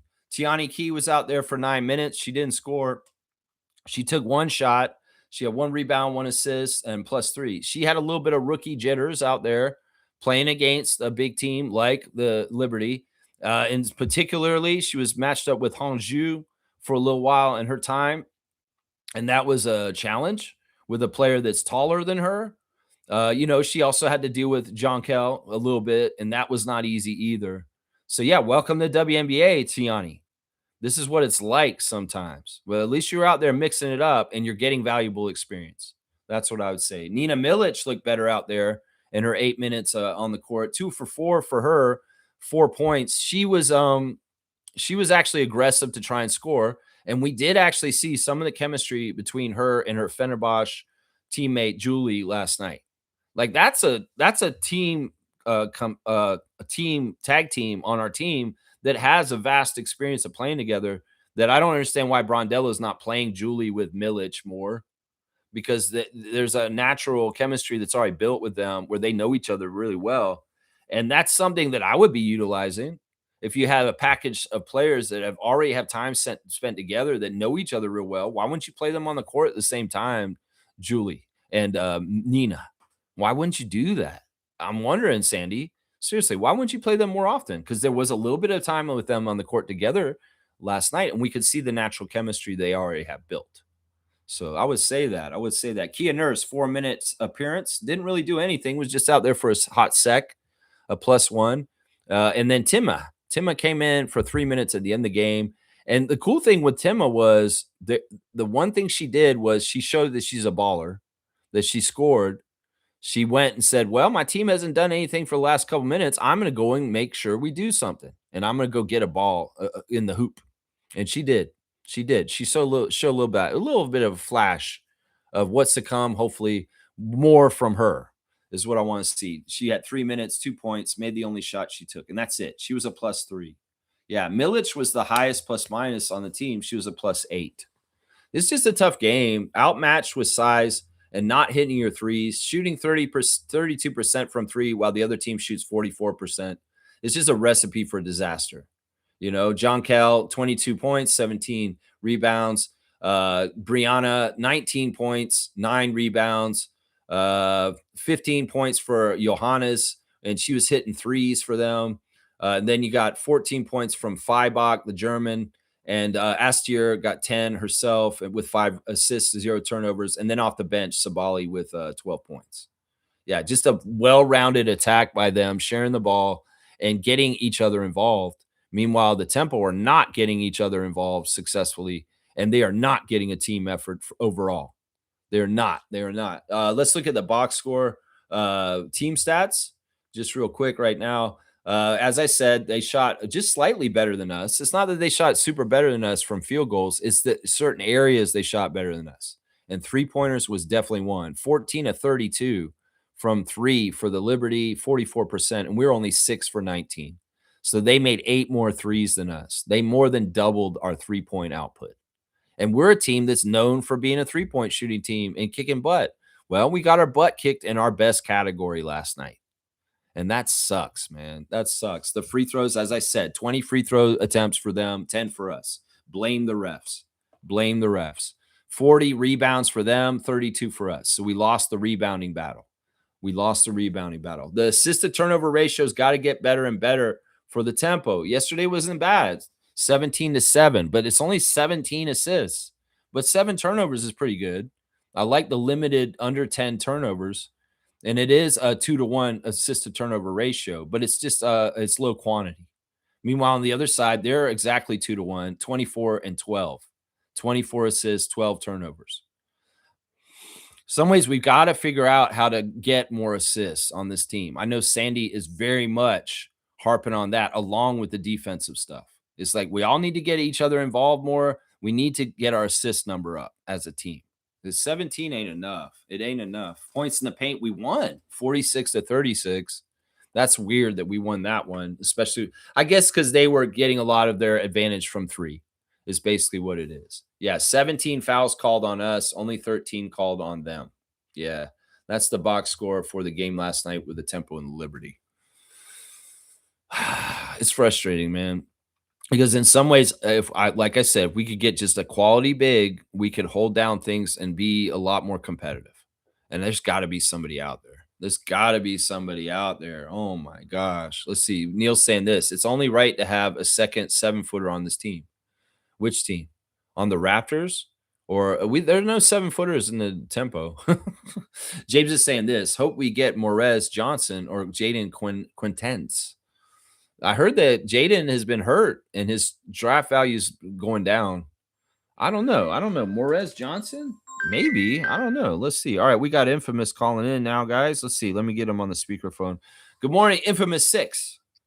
Good morning, Lex. How are you this morning? I'm not that good, honestly. I'll be honest. I'm pissed off. I hate New York winning. I absolutely hate it. Listen, It's okay, man. I feel the same way about the situation, and I'll get into that. The reason why the Spurs lost. I think it's something they can fix. It's not a big issue, but I'll get into it later. Okay, cool. Yeah, we can do it. You want to do it right now? Let's do it. If it's fresh and we're talking about it, let's do it. What do you? Actually, I want to give you. I always give you a trivia. Okay, all right. You want to start with trivia? Let's do that. I have a quick trivia for you. Okay, there was a song that came out in 1981 called "Down Under." Can you name me the group? Oh, that's Men at Work. Oh, you're so good. You were so good. They come from a land down under. I'll even go further, man. Colin Hay, the lead singer of Men at Work, is one of the most underrated male vocalists of the 80s. His voice is distinctively unique. And when you hear the songs like It's a Mistake, Down Under, Who Can It Be Now? Do, do, do, do, do. It's just like you hear that voice and it's distinctive. And it's like he's really amazing, honestly. He still writes songs and makes music, solo artist. And honestly, he's underrated. In Australia, he's huge. He's huge. But around the world, he should be known more because his voice is just so cool. It has such a nice quality to it. It has such a nice there's something to it, a vibrato with a nice deep kind of tenor kind of thing into it. See, I'll get deep on this. Men at Work, Down Under. Oh yeah, I know that. I think I actually had the single on vinyl. I actually had that song on vinyl. I figured you would. Yeah. Now here's a bonus question. Sure. There was a classic line in it about Vegemite. Yeah. Can you tell us in the audience, what is Vegemite made of? I don't know exactly what it's made of, but I know that it's disgusting. And I also know that it's something that you spread on toast or like on bread and like a jam.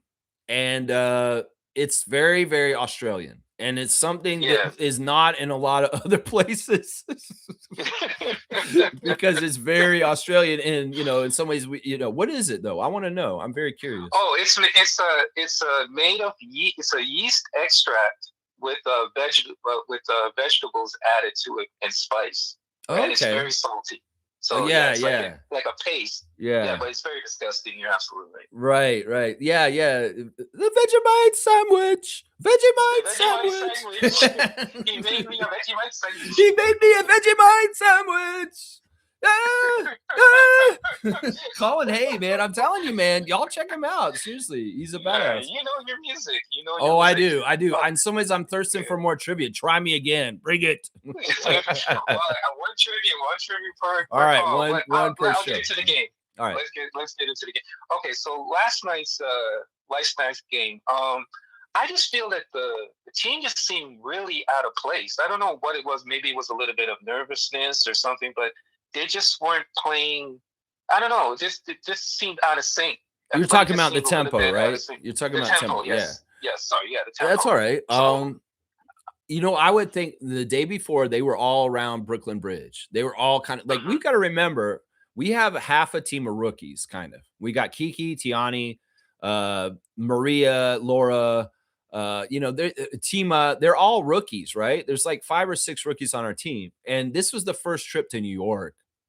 And in some ways, New York has a mystique and a whole thing about it as a big city and the icons and the landscapes and the landmarks and stuff like that.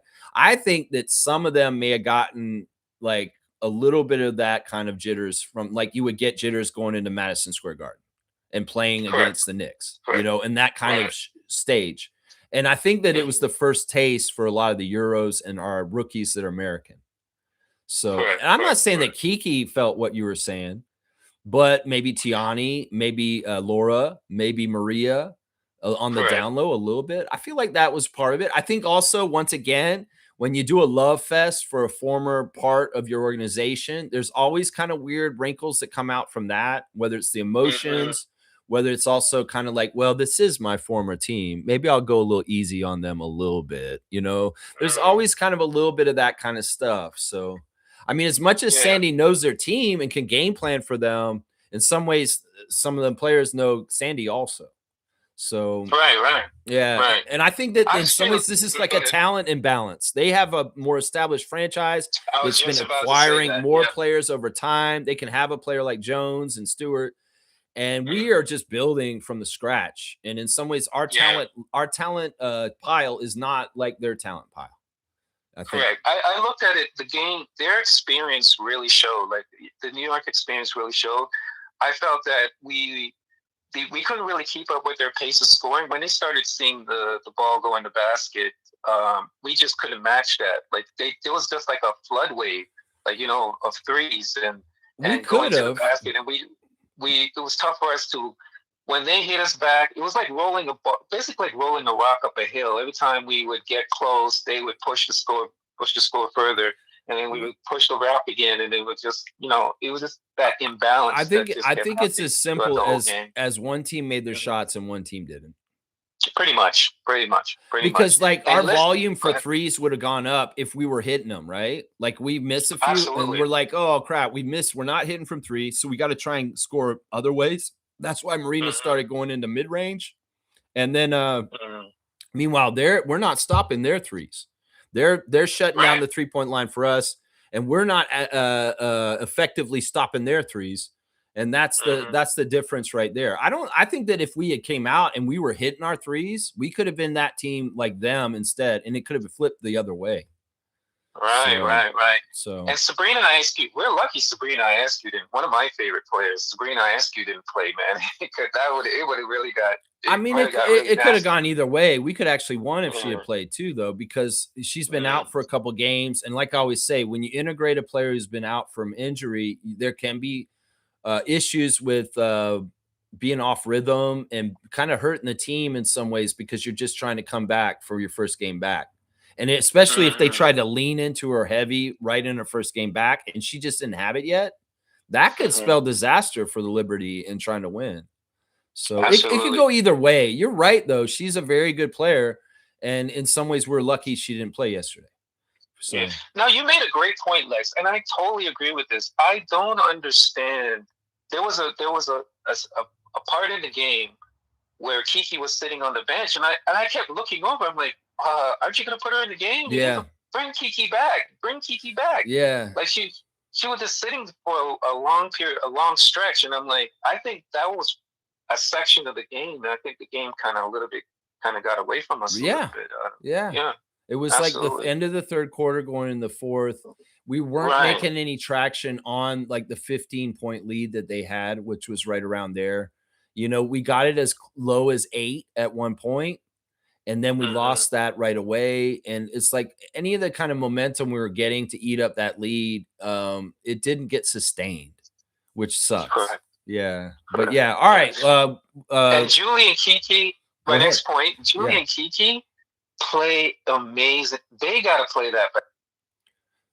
They're just a Julie and Kiki. very, very dogged backcourt on defense, like Right. with their energy. And like when they both like doubled up on that one ball handler for them, she had nowhere to go and she absolutely lost the ball.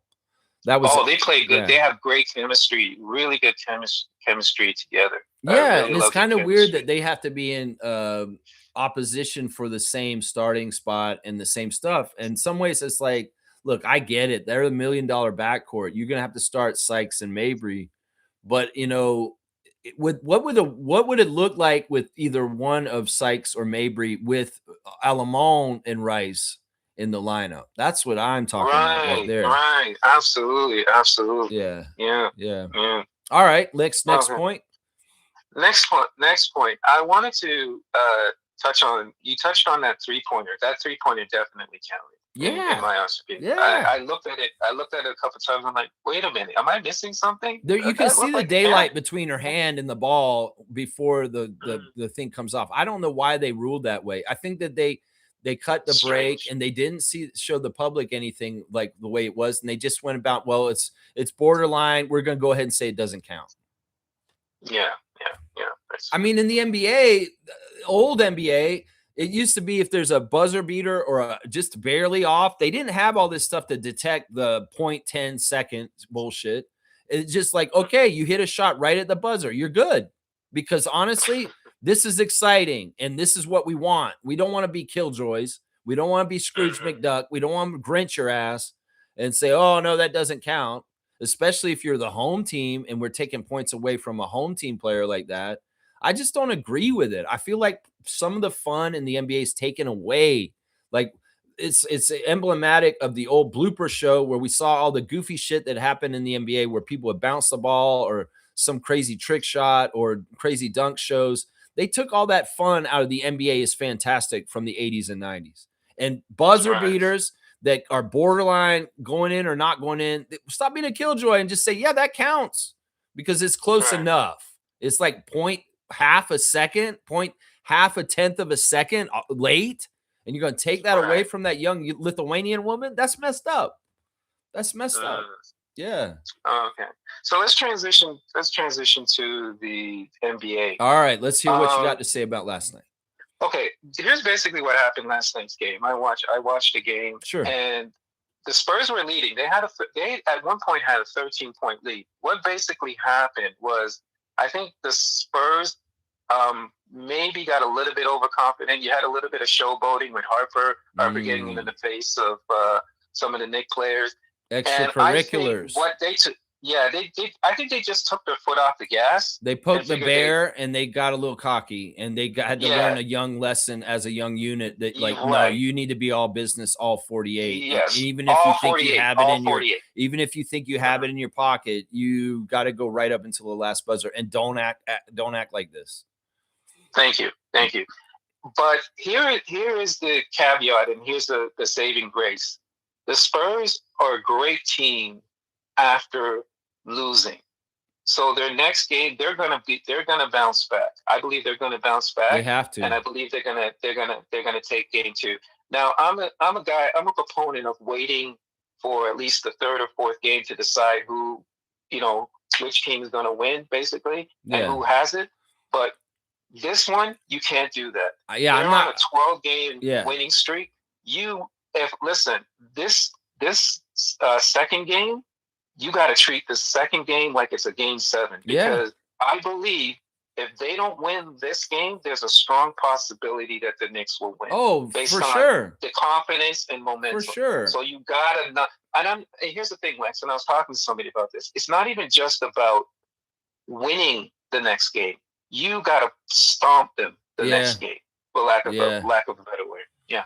Yeah, that sounds like something Charles Barkley would say about this situation, because I've heard him say something like this similarly in this very specific situation. No, it's absolutely true. And that's the thing I'm worried about.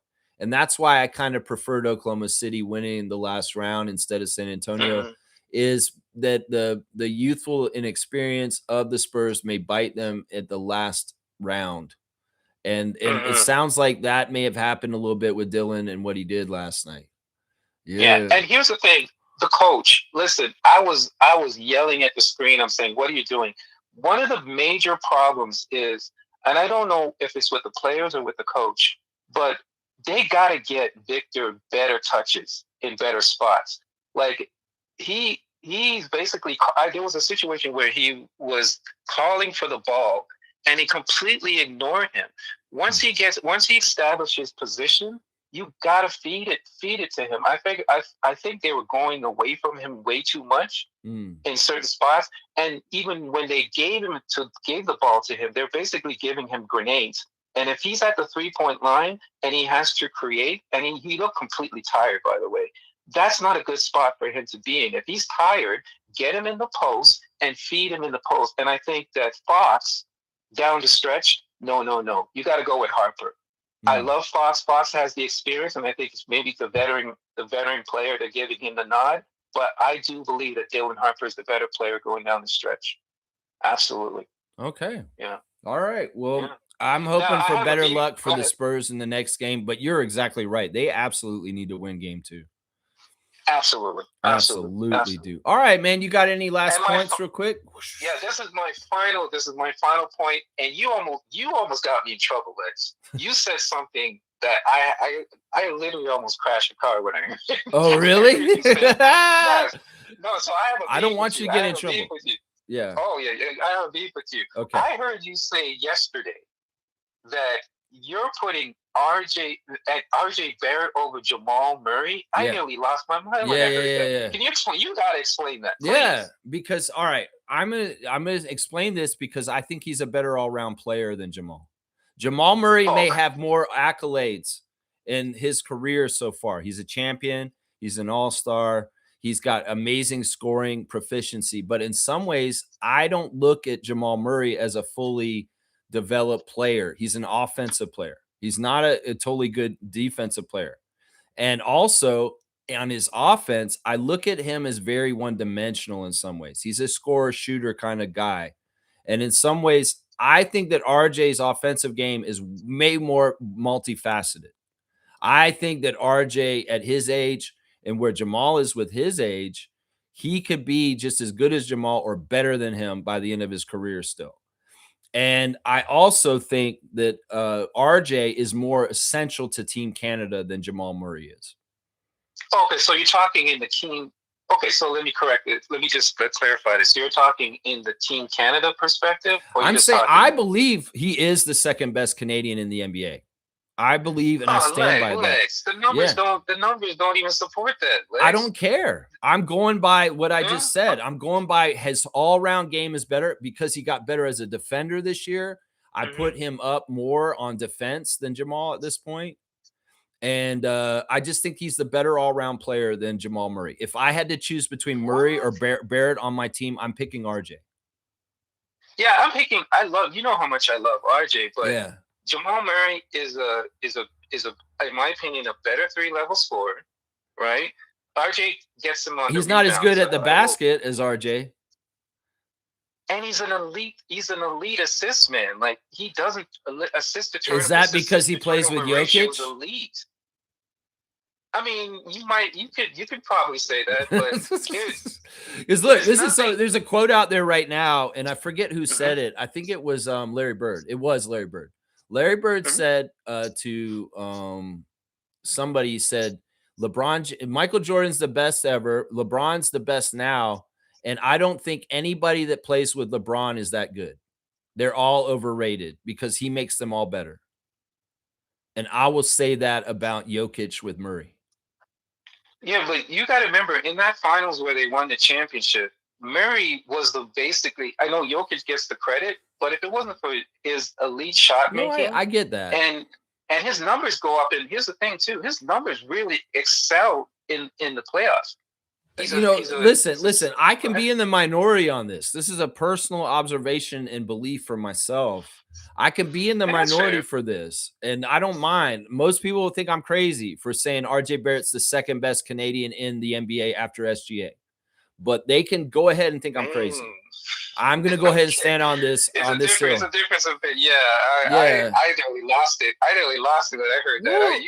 In some ways, it's like, look, I don't want to disrespect Murray. I think that Murray is fantastic. I think his 50 points in the playoffs at different times have been long overshadowed and not paid attention to enough.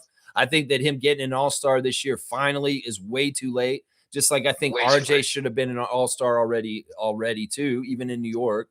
And it's just different. In some ways, it's like you like this flavor ice cream. I like this flavor ice cream.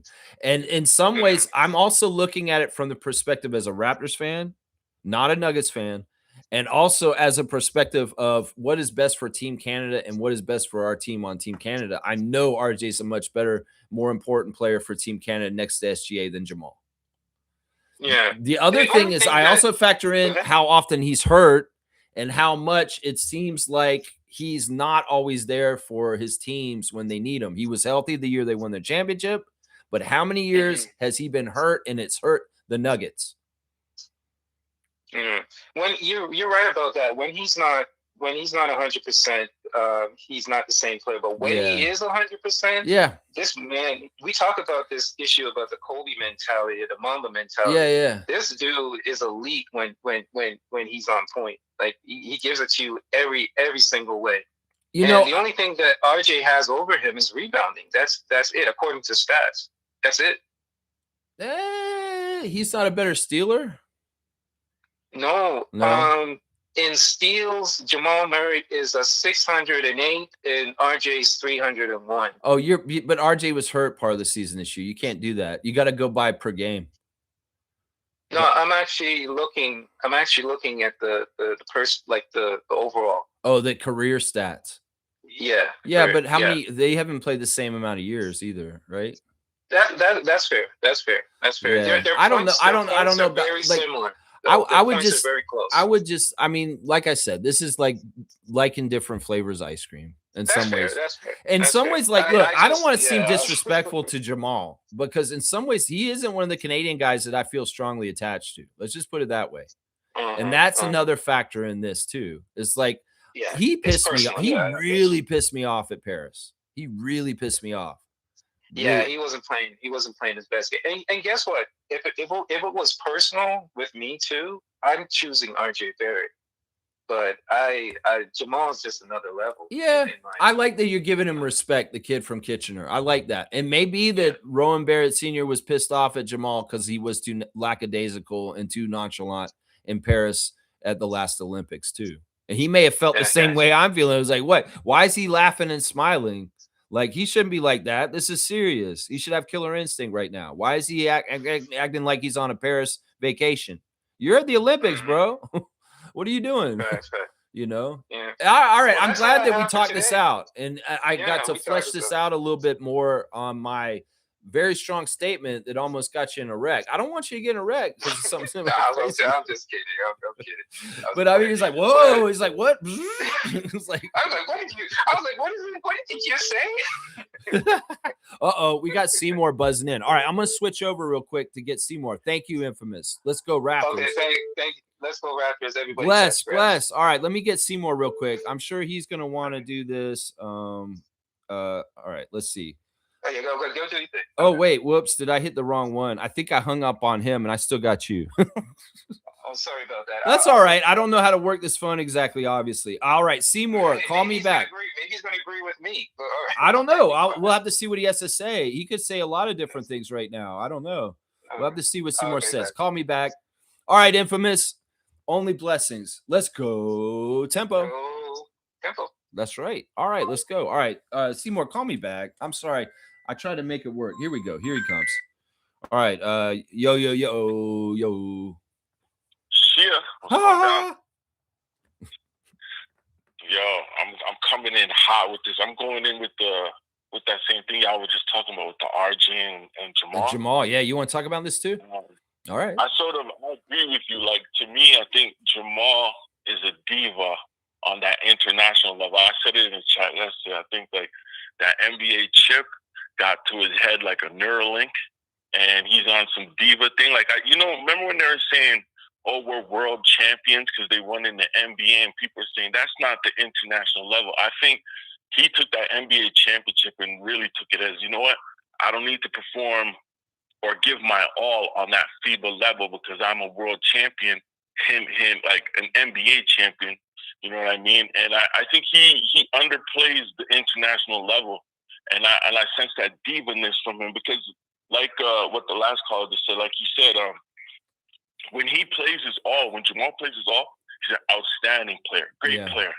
But I don't think he has the drop. I think RJ has a higher ceiling than Jamal, but right now I think Jamal has the better accolades. Yeah. His resume looks better, right?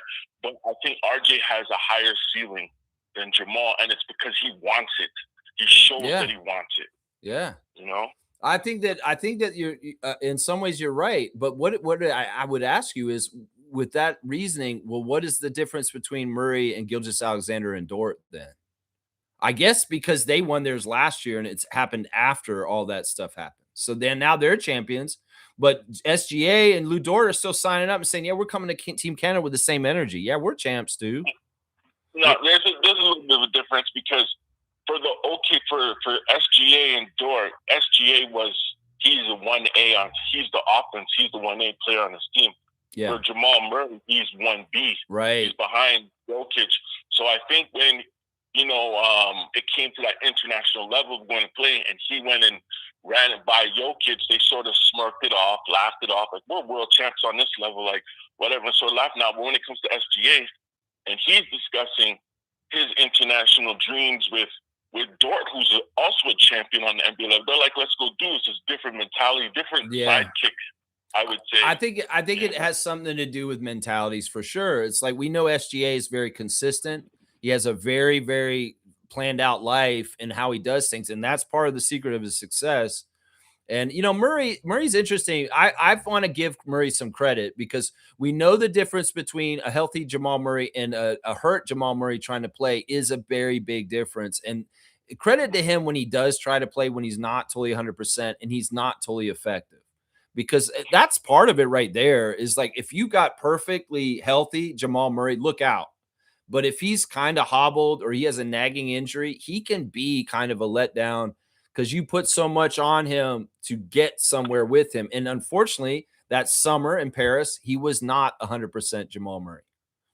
And that sucked. Yeah. So, yeah. Seymour, you got another subject you want to talk about too? One more point? Both of you on that, to both of you on that, I would say both you guys got the right answer. There's no wrong answer to either player that you picked. You're right. I would just say that. Yeah. I love that y'all are standing with RJ, even though, but we want to talk about this in a realistic way. Jamal Murray, RJ Barrett. I just want, in some ways, I want to put RJ in the conversation. It's like nobody talks about RJ being one of the best Canadians in the NBA enough, is what I'm saying too. So, yeah. All right, Seymour, go ahead. Okay, so you're a streamer. You got your own platform. So I'm a fan of the streamers. We tune in every day. We're here supporting you and all that. I appreciate gotta ask you a question, man. Yeah, man. Why are all the streamers, except for you, although you're getting thrown in this pool, although you haven't done this, I'm throwing in the pool. So, you sort of got to stick up for the streamers right now. Why are most streamers and stuff having the Raptors targeting a guard in the draft? Can you please explain this to me?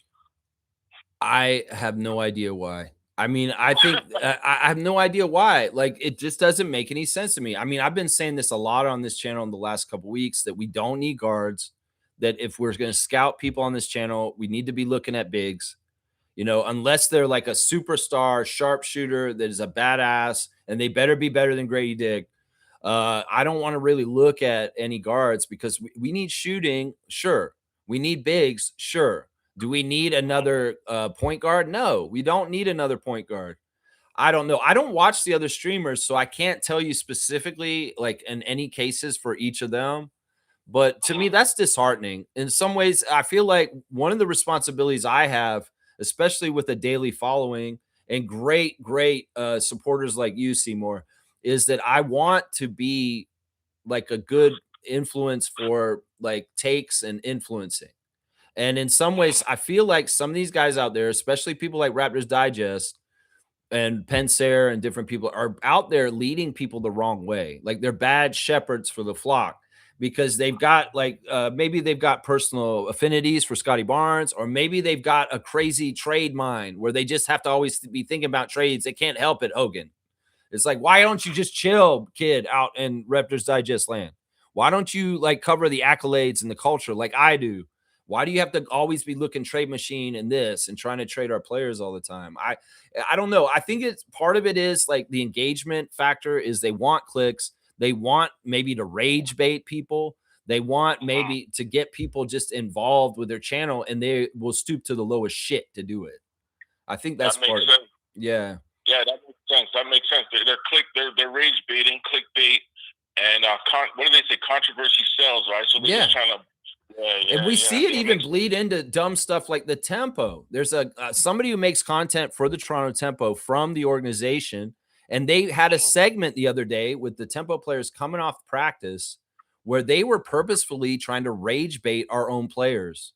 And they basically came up to each player and said, "You look pretty athletic today." Like, and the players were like, "What? Just today? Like, what are you doing? Why are you trolling our own players, Toronto Tempo content creators? Like, what the fuck is this kind of content? Like, seriously, you trying to piss off our players? Are you trying to be funny? What is this? I don't get this. Like, maybe there's a younger generation that finds entertainment in, oh, that's funny. You just told Laura Yusketa that you looked athletic today, and she was confused. It's like, I don't understand why you just said that. It's like, You know, I Yeah, don't it was get that weird. rage baiting shit. You know, it's like, Mm. yeah, Yeah, it's definitely weird. I want to give a toast to Marina Mabry, man. Like, I actually follow her on TikTok. I've started following her. She's the only WNBA player I follow. I have sent a couple messages to Kiki Rice. Nothing crazy, Just, tell her keep playing hard. Embrace the city. And I love the way how Marina Mabry is embracing the city, putting it on her back. I just love that. I love the energy she brings. And that segment specifically when the person said to her, you look athletic. She said, what? Like, I'm the most athletic player in the league. Like, yeah. I like the way she took it. So I like the energy she brings. And yeah, man, I'm fully behind her 100%. For sure. So you like some of the personalities on our young tempo team so far. They've got some moxie. They've got some character. Yeah. Yeah, we got the right players. Like, sometimes there's players that play for teams and you're like, man, we don't want this guy here. He doesn't fit here. Like that Dragic in Toronto feeling. Yeah. I don't feel that feeling with any of these players. Like, I think they all like being here. I like what I'm seeing, It's a good start. I mean, the record's showing it with 500, 5-5. There's a lot of good starting pieces that are definitely going to be a part of our team going forward. There's some pieces that are temporary though, and seem like they are going to be going forward with us for a while, but they won't. Watch. That's going to be one of the weird things is, expansion teams do have a lot of turnover in their first few years. And, it's like we get the new players, the first players, and we get attached to them emotionally. And then, you see it already with Lexi Held. And it's kind of like, don't do this, Tempo fans. You got to understand that Monica and Sandy are going to be trying to build the best team they possibly can. And there's going to be turnover. There's going to be people that are going to show up and they're going to go right out the door. There's going to be people that you really liked, and they're not going to be here as long as you think also. So I warn people of that, the contracts with the big money people like Temi and Marina and Brittany. Well, they are for what they are. And we'll see if they continue after they run out is what I have to say. So, yeah. Another thing I want to put on your platter. Did you see that report about the teams are looking to do trades with Toronto because Toronto has first round traded picks with the last two Eastern Conference teams, championship teams? How we sent Pascal to Indiana. And OG to New York. Yeah. And New York now with OG. Did you see that report about teams looking at Toronto saying that we're giving away who wrote that? Where was that? Where was that report? Did I see it on TikTok or was it YouTube? I can't remember where I seen it. Well, but, that sounds like a perception piece. It sounds like it fills into the narrative that the Raptors are a farm team to build guys up to give to other teams later so that they can get over the top. I mean, you know what? Look, in some ways, I'll take it because we did get our chip with those guys. And in some ways, yeah, they're badasses, and they are two of the highest paid players on their teams coming from our team. And then you put in Fred, too, in that mix, and Norman, and a couple other guys from around that period. We're proud of those guys. And in some ways, the money wasn't right for us to keep all of them together. And in some ways, we made a tough decision, and we did the right decision and stuff like that. We couldn't keep Siakam and Anunoby. So in some ways, I don't have any second guessing. I feel like those kind of reports sometimes – when casuals and nephews see them, they start getting mad at our franchise for letting people go. And they think that they can go back in time and we should have made different decisions. I hate that. It's like, just trust what we've done already and keep moving forward in the way we have. And don't go back and have revisionist history where you start saying, oh, we shouldn't have done this with Siakam. Oh, we should have done this with OG. Because, look at what the Knicks are doing in the finals now with OG and stuff like that. No. We can't go back to those settings again, exactly the way they were, and have hindsight 2020 vision and this bullshit. It was the right move because we got RJ and Emmanuel, and both those guys are going to pay off for us still in the years to come. And the thing with Siakam was exactly how it had to be also, because Brandon Ingram was at the end of that road too. So it's interesting that you said, you're happy because both of those guys won in our organization while they were here. But it seems like they're being propped up on a higher pedestal in their newer roles with their newer organizations, although they haven't achieved the grand scale yet. Right. And this is a big reason why I don't want Anunoby to win. This is a big reason why I don't want the Knicks to win. Because, and granted, OG didn't play in our championship run because he was hurt and he was out, but he did get that ring and he is an NBA champion as a Raptor. But that's big. I mean, call me a hater. In some ways, I want him to stay special with us. It's the same reason why I don't want Nick Nurse to ever win a championship with another team after us. It's the same reason. If Fred wins a championship in Houston, it's a Western Conference team. He'll look good for it. He's undrafted. He's completely an out of the nowhere product that came through our system. We built him up. He's going to look good and make us look good past us. Siakam would make us look good past us. Anunoby will not, because Anunoby did not actually play for us when we won our championship. And if OG wins this championship with the Knicks, forget about him being a part of our history ever again. The Knicks will completely claim him, and his Raptors history will be all forgotten and swept under the rug. So that's a fact.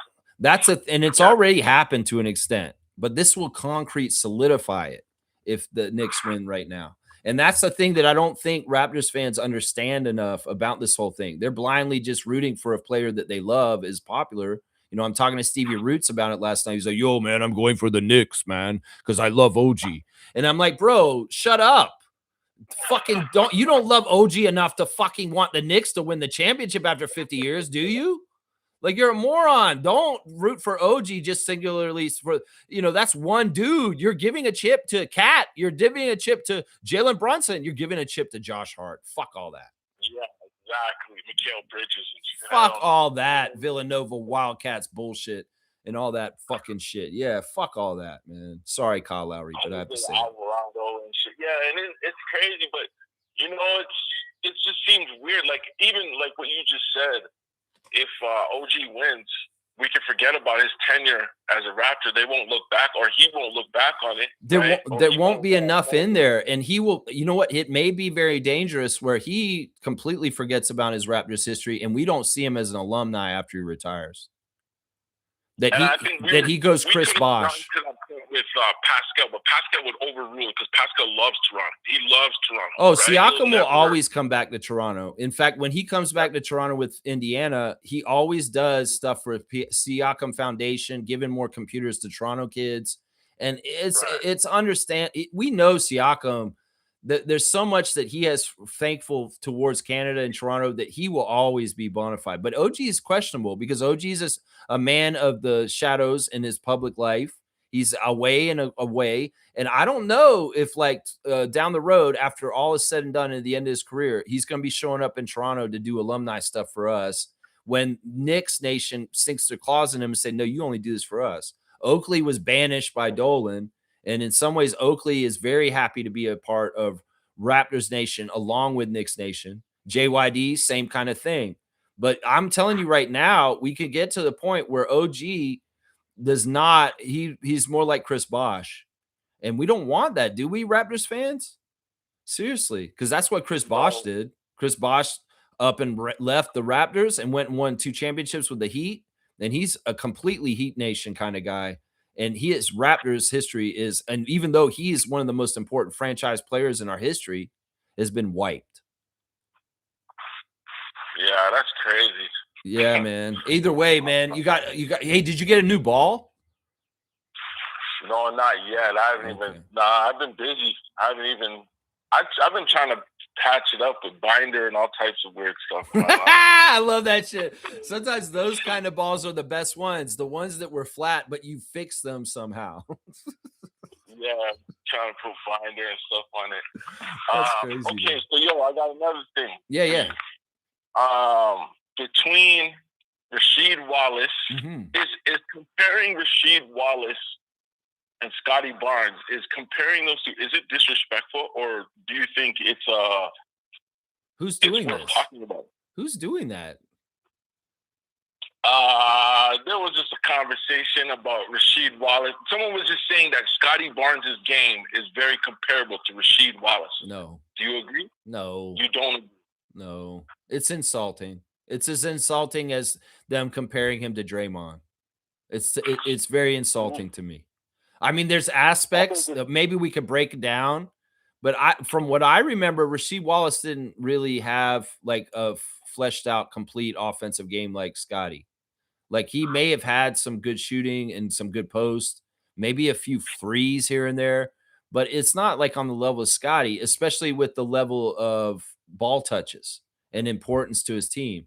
Wallace is more well known for being a shit disturber and getting technicals and getting in trouble with refs and yelling at people and getting in like being one of the hotheads in the league. Scotty's not really I mean, he's a hothead, but he's controlling it better. And he's not really the kind of hothead that Wallace was. So I don't get this comparison. I don't see it. I don't see it. Not even comparing him like even Wallace in his later years with Detroit. Like he was a badass when he was in like Portland, but when he got to Detroit, he sort of honed in on his game. Remember, they did get a chip. I want to tread lightly because I do want to be respectful of the offensive game of Rasheed Wallace.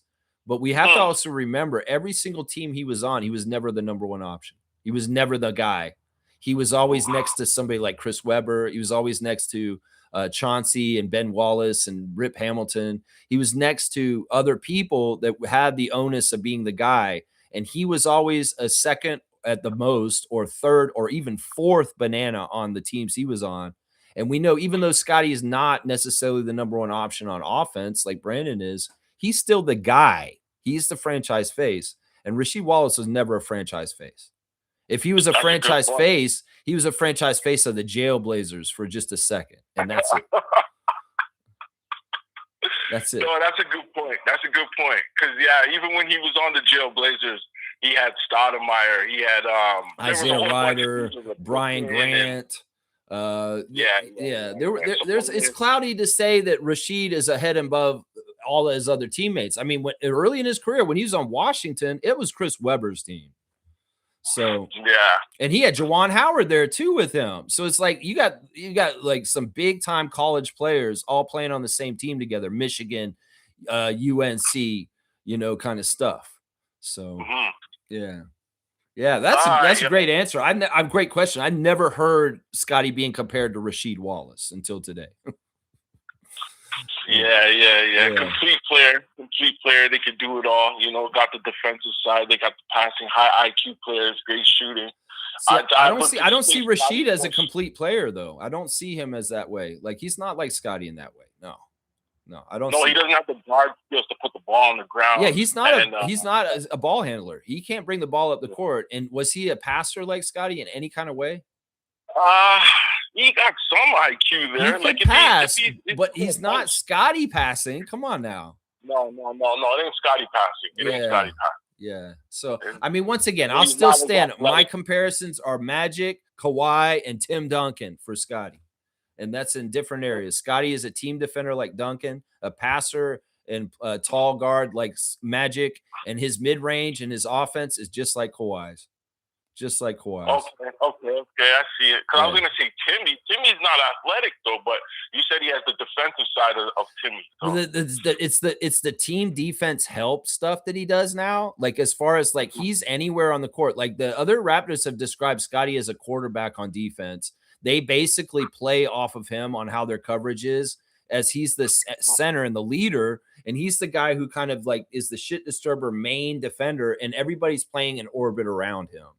And the thing is about Scott is he's a very communicative person on defense, and he's a very selfless person like Duncan. It's not about being flashy or for himself. It's about doing the dirty work and doing the extra effort that makes the team defense work. And that's why I compare him to Duncan. It's not that he has Duncan's bank shot. It's not that he's Tim Duncan. It's that he has the same mentality as Tim Duncan when he plays team defense. That's what I say. So. Okay. All right, man. Cool.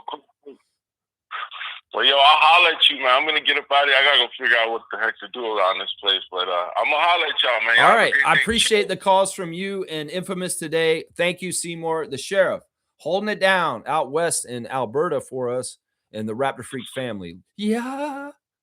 Sure. Meow. What was that? I was like, what the fuck was that, man? That's weird, man. All right, back in the chat, man. This is awesome. Let's see. Neil's saying, I like Merez. He can be used on day one, but Quintance may need some 905 time despite his defensive prowess. There you go. There you go. Yeah, I don't know. And once again, I want a big. And Quintence fits the big. And Moran's, he could be all right too. Allen's thumbs down in Pirtle. Why are you doing that, man? Don't be doing that to Pirtle. Come on now. Kaloy saying if we somehow get Moretz, oh man, league is done. Okay, you guys are real big on him. He was somebody that was kind of borderline to me when I scouted him. I was like, yeah, I could see where he could work, but I'm not totally enthusiastic about him, Neil saying this, Pirtle can have his minutes reduced for us to build up a rookie and share the load. It's better for Pirtle and our long-term goals. I'm not against, babying Pirtle in his back this next year. I think he should still start, but I think having a center project that splits time with him is absolutely smart. Absolutely smart. Yeah. Kaloy saying Spurs coach inexperience showing, benching Harper in crunch time. So you think that was a factor that, Infamous was saying Dylan was looking tired and maybe he shouldn't have been trash talking at the end of the game. Maybe Mitch Johnson took him out partly because he was poking the bear. That's the thing you don't want to do, especially with a team that's more experienced in certain ways than you in the playoffs. Don't poke the bear. Don't get cocky. That's dumb. You don't want to motivate them by showing them up to go to another level and try and beat you. And that may have been one of the mistakes that was made last night by young Harper. And who knows, maybe Mitch Johnson in reaction was like, I got to bench you because that was Bush League and you didn't need to fuel their fire. Seriously. That's what that sounds like to me right there. That's what it sounds like to me. Neil saying with Merez, our defense gets better, but our offense will need more work. Darko has his work cut out for him, but he can incorporate CMB more next season. Yeah, Dwight Powell is contemplating retirement. I'm not surprised by that. I think that in some ways his lurking around Team Canada this summer is for continuity and leadership and veteran, and because he cares about that program. He's been involved in it for so long. And you know what? He's like, I'm not doing anything this summer. Hell, I didn't even play a whole lot for the Mavericks this year. So I'm fresh. But I'd love to come down there and be a part of things. I'm not totally 100% healthy right now. I can't participate, but I'd love to come down there and be a part of things.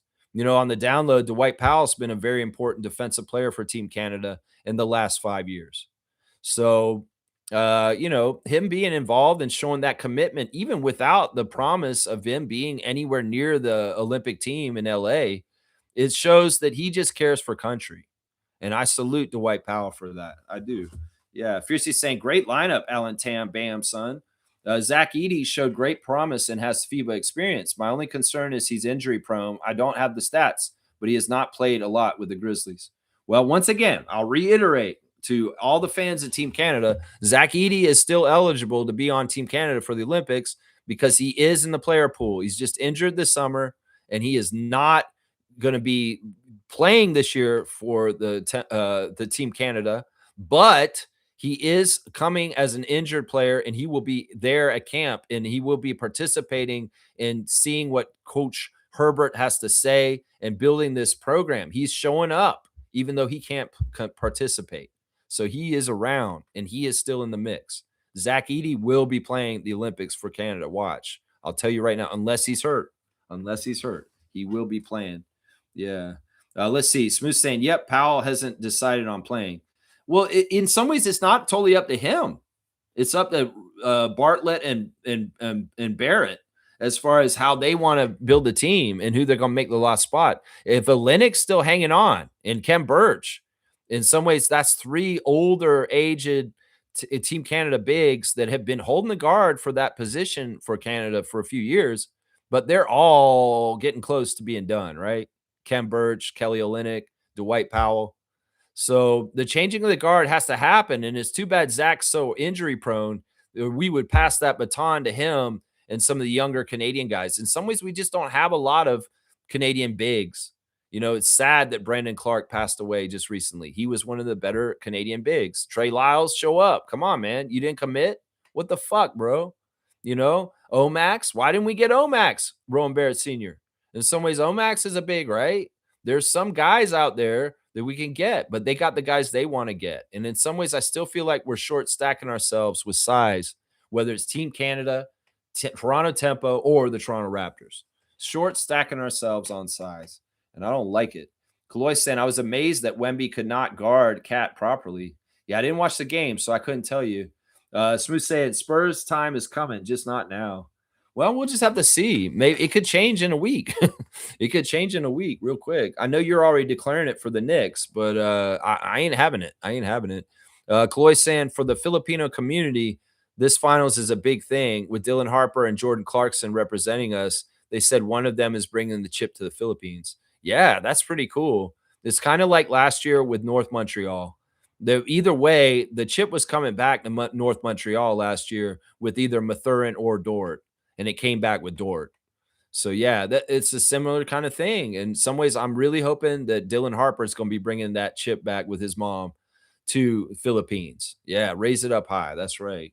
Powell isn't on the list. I saw the list. He's not on it. Yes, there was a special added on to it that they said verbally that list is the active players for this summer and the next year. But Edey and Powell are both still in camp and they're showing up, but they're hurt and they're not participating. That's why they weren't on the active list. But they're showing up and they are still eligible because they did make the commitment that Michael Bartlett and Rowan Barrett Sr. asked them to make, that Gordon Herbert wants the commitment if you're going to be involved in Team Canada. And the right answers came from Dwight Powell and Zach Edey.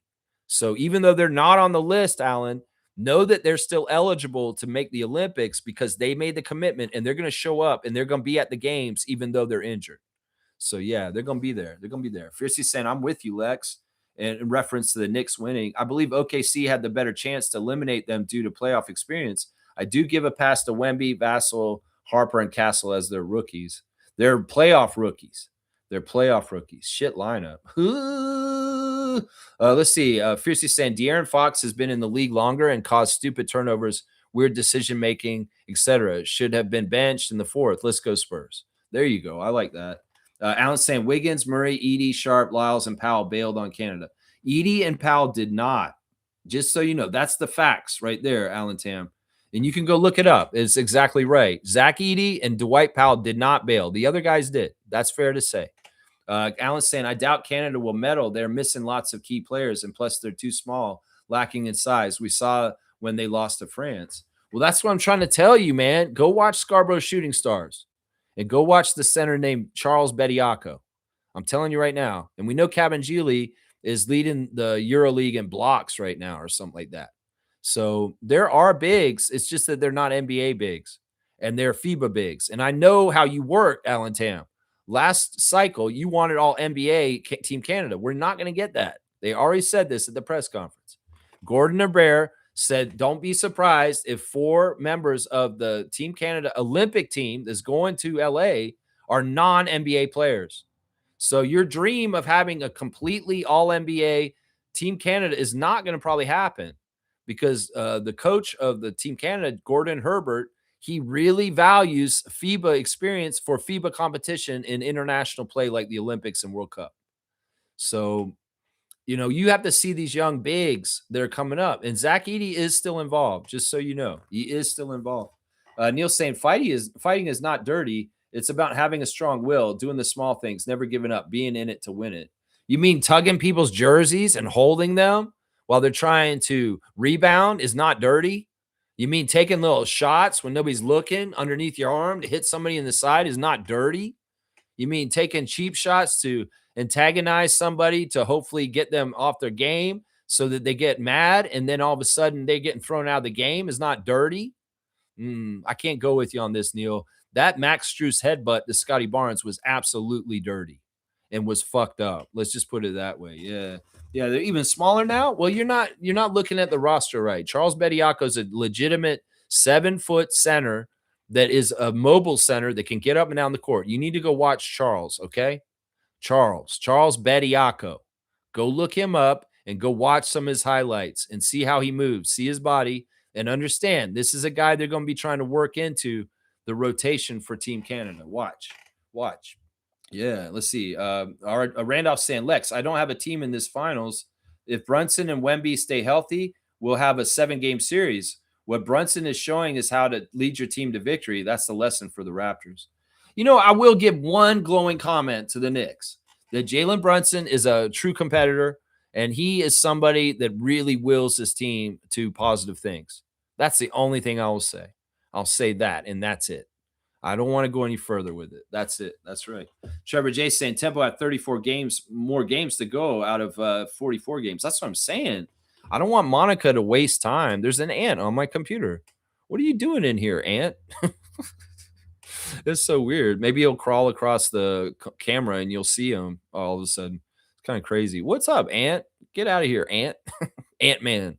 It's Edwards. Yeah, there's only like 44 games left in the Tempo season, or 34 games left. Yeah, see, that's not that long. And 12 of those games are the developmental games. We can use them. Come on, we need a big Monica. Let's see. G saying Liberty are good, but not great. I mentioned the refs use the freedom of movement rules to manipulate games now. Yeah. Yeah, I can see that. I see what's happening. Yeah. I think that what I'm saying is because, like, all right, the Liberty are definitely not as good as they were with Sandy in the championship, right? When they won the championship. They're not as good as they were their championship year. They are faltering. And in some ways, they don't look like one of the top two teams in the WNBA right now. Like, there were a few years there in recent years where it was Aces and Liberty are just the top two teams, right? Well, Dream are coming up. Lynx are getting strong again, and especially without their like really good player Collier. You know, I don't look at it as clear cut and dry that Aces and Liberty are at the top of the WNBA right now, because the Aces are faltering too. I would say the same thing about Las Vegas as I'm saying about New York and the WNBA right now. That in some ways there's a bit of a change in the guard, and Becky Hammond's team and Krista Marco's teams are not necessarily the creme de la creme of the WNBA right now. There's other teams that are there to kind of take that spot possibly, and Atlanta may be it. Minnesota may be back. And, Indiana's faltering too. They're another premier team that everybody touts and says is so great, but they're having all kinds of problems with chemistry, infighting, and losing games. So it's kind of interesting to take in the WNBA landscape and kind of understand these are the teams that were powerhouses just a couple years ago, but they are not totally at the top of their game right now. I think that's what I mean, G. I'm kind of gauging the Liberty by who they were a couple years ago, and they're not that great compared to who they were a couple years ago. Does that make sense?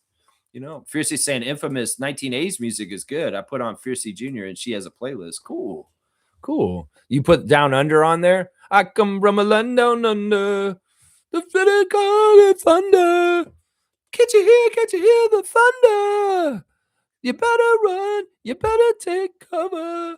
Ooh, yeah. Yeah, man. I love that. I love the trivia with Infamous, man. I feel like I need to play more trivia with y'all. Me playing. I give y'all trivia all the time. Y'all need to give me trivia more. That's right. Kaz is here. Good morning, Lex and the Rapid Free crew. Good morning to Trucker Kaz. Let's do our WNBA fantasy check-in. Right now, Fiercey is kicking my ass. 318 to 205. Fiercey, go easy on me. You're messing me up. And it looks like a close matchup with Logical Raptors fanatic and Jamie Smoking Aces. It's only 10-point lead for Logical right now. Another close game between JP and James. These are two teams that aren't really running their teams right now. James, run your team. Kaz has got a slight lead over MK in the Battle of Champions. It's only 6 points. Wow. And then the other matchups, only 2 points between Cool Cat and Kareem right now. Wow. This is the closest week in our WNBA fantasy league so far. These matchups are all close, except for the one between me and MJ. She's kicking my ass right now. I'm not doing well right now. Infamous is saying the only thing that RJ has over Jamal is rebounds. Jamal beat him in every other statistical category. Yeah, if you want to look at stats, you can look at it that way. I look at it as a general overall package. In some ways, there's intangibles. There's certain intangibles that I'm factoring in I look at RJ Barrett in this conversation. But I loved having that conversation on the phone. This was awesome, man. It was very, very good. Infamous is saying, I believe we're targeting guards because maybe a trade is coming or IQ maybe not be ready for next season. In my personal opinion, I think Grady is out the door. Now, see, I could live with that. In some ways that might be good for Grady too. It may be very well that like Grady is like, yeah, I'm okay with this. In some ways, I enjoyed my years in Toronto, but in some ways, I think I'll have better opportunities than somewhere else because things are changing here. And in some ways, I don't seem like I'm a part of the picture at this point. So we'll see. You got to remember the vision that was for the Raptors that kept having Grady involved in it was Masai's. That Masai said in the future, Scotty and Grady are a part of our future. He said Grady was a part of our future. Masai did. That doesn't necessarily mean that now we've switched Masai out and Bobby's in charge and Rogers is owning, that Grady's is valued as much as Ujiri valued him. Who knows? Maybe we're trading him to Dallas, and all of a sudden Kyrie Irving's on the Raptors, and Grady Dick is still playing. He's playing with Cooper Flag, and he's playing for Ujiri in Dallas. I don't know. Either way, I wish Grady the best. If Grady stays a Raptor, I'm very happy. If Grady gets other opportunities somewhere else, I'm happy for him that way too. So, like, I'm not against Grady staying on the team. I don't hate Grady, but also at the same time, if he doesn't stay on the team, I'm not upset about it either. It's kind of like either way, right? Either way. Kaz is saying that Mikal Bridges trade the New York did was egregiously bad. I don't want the Knicks to win so they can try to justify it as a good trade. 4 first rounders for Bridges. Yeah, that's crazy. That's crazy. And it's like the Knicks, who are they getting? They're getting weird ass picks when they have those picks. The Nets. Yeah, they spent some of those picks already, and they're kind of dubious people they've been getting. That's right. Yeah. Yeah, Seymour's saying interesting at Infamous and saying 100% the Cavs. All right, let me see. Let me go through my tabs some more. Yeah, Charles Watson, boo. We're 0-3 with Charles Watson. He's officially the worst WNBA ref for the tempo. We have not won a game with him. We're 0-3 with him, including our first Commissioner's Cup game. So he's like the Mark Davis so far, I'm thinking, being kind of towards the Toronto team so far. Is Charles Watson. I'm watching you, Charles. I'm watching you. That's right. CBL action last night. We had 2 games, a couple of outcomes that we'll go over real quick. Niagara River Lions kept the Calgary Surge winless by beating them by 12, 88-76 in St. Catharines yesterday. Fantastic win for the River Lions. And, well, the Surge are in trouble, man. They're 0-6 now to start the season. Evan Gilliard had a bad game last night. And, the Surge are just in trouble. They're the worst team in the CBL right now. And Niagara River Lions started slow, but the defending champs are starting to come on a little bit better recently in their last few games. Let's see. The leading scorer for Niagara was Keontae Kennedy with 18. Curtis Hollis had 13. And, yeah, they didn't even have a whole lot of guys scoring. It was a low-scoring game. Surge, really bad. Really, really bad. 20 points for Sean Miller-Moore, the captain, and only 8 for Evan Gilliard, as I said. Really, really bad game for Calgary. The other game last night, Edmonton went to Brampton to play the Honey Badgers. And, well, this game, it went 1-point lead, 1-point win for Brampton. Very, very close game in this one. Oh, wait, this game was in Edmonton. Sorry. This game was actually in Edmonton. 1-point game, 87-86. Brampton wins. Brampton keeps with only 1 loss for the season, doing really well. Their leading scorer for this game was Cameron Tyson, 27 points. Sean East II had 22. And in the losing effort for Edmonton, Emmanuel Bandame made 20 points in the losing effort. Yeah, a tough game, tough loss by 1 point for Edmonton at home against the Honey Badgers last night. CEBL action. I'm telling y'all, you want to check it out. There's a game tonight in Ottawa. It'll be Winnipeg at the Ottawa Blackjacks. So, yeah, hopefully we'll see. We'll see who wins that one. Ottawa's been winning lately, and Winnipeg's been stumbling a little bit. So we'll check that out tonight. It's free on YouTube. You can also watch the game on CBC Gem or CBL Plus. Winnipeg Sea Bears 3-3 at Ottawa Blackjacks tonight. 4-3 Ottawa Blackjacks. 7:30 tip off tonight. So check out your CBL action. Let's do the Toronto Tempo Redditor of the day. Today's Redditor of the day is Nearby Obligation 355, and they have a discussion question. Best strategy to get Tempo merchandise in Toronto. I'm so excited to be traveling to Toronto to watch 3 upcoming Tempo games, Sky, Sun, and Dream, and wanted to ask what is the best strategy for getting Tempo merchandise in the city. My pals and I are thinking about buying a lot of merch for us and our family back home, So we were hoping to find the place with the best merchandise selection. Should we go to the team store ahead of time? And where is the team store? Go get merch at the game. Is the selection decent? Or another way, thanks so much for your help in advance. So, yeah, some people were helping and they're saying stuff like there is a Tempo merchandise store on site at Coca Cola Coliseum. You'll be able to get pieces there. Also, Canadian Tire carries Toronto Tempo merchandise in their store, apparently. So, if you go to Canadian Tire, you might see some Tempo gear at Canadian Tire. Also, you can check and see if there's a location at Liberty Village, a Canadian Tire, that has some in stock before your visit. Yeah, that's interesting that Canadian Tire has Tempo stuff. That's pretty cool. Sports Check also is carrying Tempo gear. There's a Sports Check across from the Scotiabank Arena next to Real Sports Bar and Grill that has a section of Tempo gear upstairs in the back corner. You have to go all the way through the store to find it.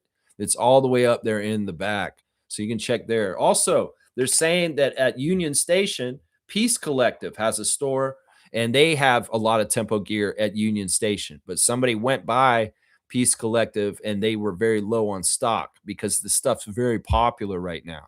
And that's the thing. You can obviously probably go to the game and get stuff at the merchandise store at Coca-Cola Coliseum. But I think that Tempo stuff is in high demand and it is just in general hard to find right now. So yeah, check out the hats and the sweatshirts that you can find out there on your trip to Toronto for the Tempo games. And I'll be there on Sunday, and I'll probably be buying some merchandise myself when I get to the game on Sunday, Commissioner's Cup, Chicago Sky, Sunday afternoon at 3 p.m. Straight goods on Canadian goods. We're going to talk about socks today, y'all. JB Fields is one of the longest, oldest companies in Canada. They are a sock maker.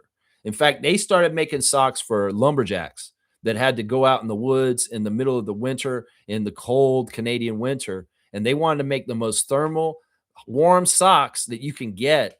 Well, this company is still in existence, over 100 years old now, JB Fields, but they are now called the Great Socks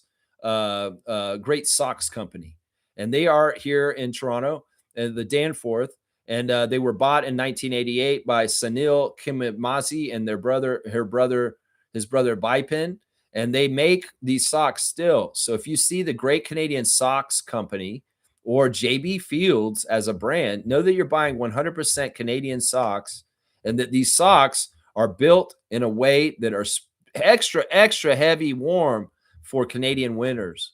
So check out JB Fields and the Great Canadian Socks Company. Another great Canadian company. Support Canada business, support Canada industry, support Canada textiles. How about that? There you go. Straight goods on Canadian goods. Let me see if there's any interesting breaking news real quick. Not really. I don't see anything there. Toronto Tempo Redditor of the day is T.O. Flight. And they're asking, what is your most prized possession, favorite Raptors sports card, or piece of memorabilia? Yeah, just moved and I'm building out my office, looking to add a few Raptors cards or pieces of memorabilia as my backdrop for my Zoom calls. What do y'all got? Well, you can look behind me. You can see some of that. But my favorite possession of all time of my Raptors memorabilia is this bad boy right here. And this is my replica championship ring. This is better than the one they gave out at the arena because the one at the arena was plastic. This is actually a true metal ring. It just doesn't have all of the jewels like the real ones do. Like these aren't real jewels, but this is a real metal heavy ring. Like this is heavy. It's not like one of the plastic rings that they gave out. But this is my replica Raptors championship ring. You can see how blingy it is with all the little stones and stuff on it. And it's actually a Lowry ring. It has Lowry's number and name on it on the side. Kyle Lowry, number 7. But yeah, this is my personal most prized Raptors memorabilia, and I'm the Raptors freak, is this replica championship ring that I bought from Skydome Steve in Kensington Market. It fell off a truck, apparently. And I was selling them to a bunch of people at that time through the Kensington Variety VIP Club store. People came into the store and said, you want a Raptors championship ring? I know a guy. Yeah, he's down the street. And I was hooking people up with all kinds of replica rings. We had Kawhi ones that said number 2. We had Serge. We had Pascal, I believe, too. Yeah, we had different Raptors that won, and I went and got a Lowry one. But yeah, this is my most prized Raptors memorabilia. The Raptors replica championship ring. Look at that bad boy. That hot butter popcorn. Woo-wee! Woo-wee! Whoa, don't drop it, Lex. That's right. But yeah, there it is in its box. There you go. There you go. So yeah, get a championship ring or get some cool stuff to put on the wall for your Zoom meeting. To the Raptors Redder of the day. Today is T.O. Flight. Good job. Good job. Yeah, let's check in with your comments real quick. Superfan Mo's in the house. Good to see Monique Lawrence. Good morning, Raptor Freak crew. So went on Ticketmaster. Wheelchair section sold out June 7th. Got to wait for a 10th now. Shaking my fucking head. That sucks. There's got to be somebody you can talk to, Mo. Your people that you get with the Raptors are not the same people with the Tempo, are they? In some ways, that's what we got to figure out. We got to establish that connection of facilitation and helping you out to get to the games easier. That sucks. In some ways, I'm like, man, talk to Kimberly, talk to Teresa or somebody, and see if you can get some strings pulled or something like that. That sucks because I was hoping to come to the game and see you there. But if you can't get a ticket for that game, that's just messed up. That's just messed up. They need to have more sections then, I think, because you're saying they only have one wheelchair section. They need to have multiple wheelchair sections. And if the one's already booked up, well, they need to have some other accommodation for you. I'm serious. I would be calling your contacts of who it should be. So now you're gonna go on the 10th, which will actually be your birthday, which will be nice. You get to go to the Tempo game, hopefully on the 10th. Did you get the ticket? Did you get the ticket at least? It sucks because I know that Adrienne and I did want to see you on Sunday, but if you can go on Wednesday and see the Sun in the Commissioner's Cup on Wednesday, that's good too. As long as you get to a Tempo game. Yeah, that sucks, Mo. I hate that. I hate that. We got to figure that out, man. Got to figure that out. Freezy saying bling bling. Yeah, you saw that. Yeah. Yeah, it's like Deezy saying, man, I wish I was around Kensington around that time. That ring is classic. Must have. How much were they going for? You're going to laugh at this. I bought that ring for $30. I bought that ring for $30 because I'm going to tell you right now, Sky Dome Steve, he's a guy who lives on Kensington Avenue. He was a regular customer. Him and his brother Fernando are on that street. And Fernando is a great customer of mine at the store. He bought a lot of lottery tickets. And Steve liked how I treated his brother because his brother got mistreated by a lot of people around the neighborhood. And I was just always really nice to him. And Steve came in. He's like, yo, guy, I got something you might like because I know you're a huge Raptors fan. And he came in and he showed me these rings. And I was like, whoa, where'd you get those? And he's like, I'm around the Sky Dome a lot because I'm working on he's a groundskeeper at the Sky Dome. He's somebody who takes care of the field. And he's like, yeah, me and a couple of guys, we found this link for this guy who's selling these right now. And I can get as many as you want. And I was like, holy shit. So I started telling customers every day at the store. And I got all kinds of orders for him through that way. And we sold a bunch of rings that summer after the championship. That was the summer of 2019. And man, I don't know if Steve's got any more of those still around or something like that, Slug Easy. I do still have his phone number, but that's like how many years since? It's probably not likely he has any around still. But yeah, it was one of those things where kind of something fell off a truck, and that's how we got him. Man, I wish you'd been around then too, because then I could have met you, and you could have been on the Kensington Variety VIP Club show. And we could have shown you could have been doing Raptors trivia with me in person in the store and winning pops and all kinds of stuff. I had all kinds of crazy prizes on that show. I once gave somebody a pound of weed on the show, a pound of cannabis in the middle of the store for one of my games that I played on this show. Just call me like a small time Mr. Beast. My show was crazy. I gave a lot of free stuff to people in that variety store for like the 2 years I did that show. It's in the archive if you want to watch the Kensington Variety VIP Club show. Stream it binge watch it for a little bit. Each episode's about 5 to 10 minutes, and it chronicles basically 2 years of history in Toronto from 2018 to 2020. And it goes through the Raptors championship. It goes through the pandemic. It goes through weed legalization in Canada. All these big, huge topics happen around those times, and you see it in real time on the show. If you want to remember how the world was before COVID, you can watch the Kensington Variety VIP Club and see the build up to it. And you can see the build up to the championship too. I didn't start doing that show after the championship. I did it the whole year building up to the championship. And you can see me reacting to the Raptors winning the championship on that show. It's just really fun stuff. You got to check it out, man. He's saying, yeah, 108 for sitting room, 65 for standing area. Yeah, we got our tickets yesterday, and I believe the tickets we got in 111 were $160 each. 160, which isn't too bad. Actually, maybe 140, somewhere around there, which isn't too bad. So like DZ saying, I used to go to that Jamaican incense spot in Kensington. Yeah, I probably know the guy you were buying incense from. I forget what his name is. He used to come in to my stand all the time. Yeah, there were the old Rasta guys that were regulars in my stand, in my store, and they're on the show. You'll see them, man. They come in, and I'll put them on the show, and we'll be interacting. And a lot of times we're talking about Raptors, talking about basketball. It's a fun show, man. It's such a time capsule. And you see me talking about Kawhi with the old Rastaman from the incense store around the corner. And we're talking about how Kawhi is going to do it for Toronto. And we're saying all this stuff in the early rounds and stuff like that. But yeah, a lot of those guys that you probably know from that store, they were on my show. They came in and they would appear on my show. Yeah, Trevor's saying Tempo just waved Nicolina Milic. What the hell? What the hell is this? What the hell is this? Why? Why are you doing this, Monica? It's like when we complain about having no bigs on the Raptor Freak channel, that day they cut a big. Mariella Fuzella, same thing. We complain about having no bigs, and then they cut a big. Now they cut Nicolina, and I was just talking about how we need to discover more about playing Nicolina with Julie.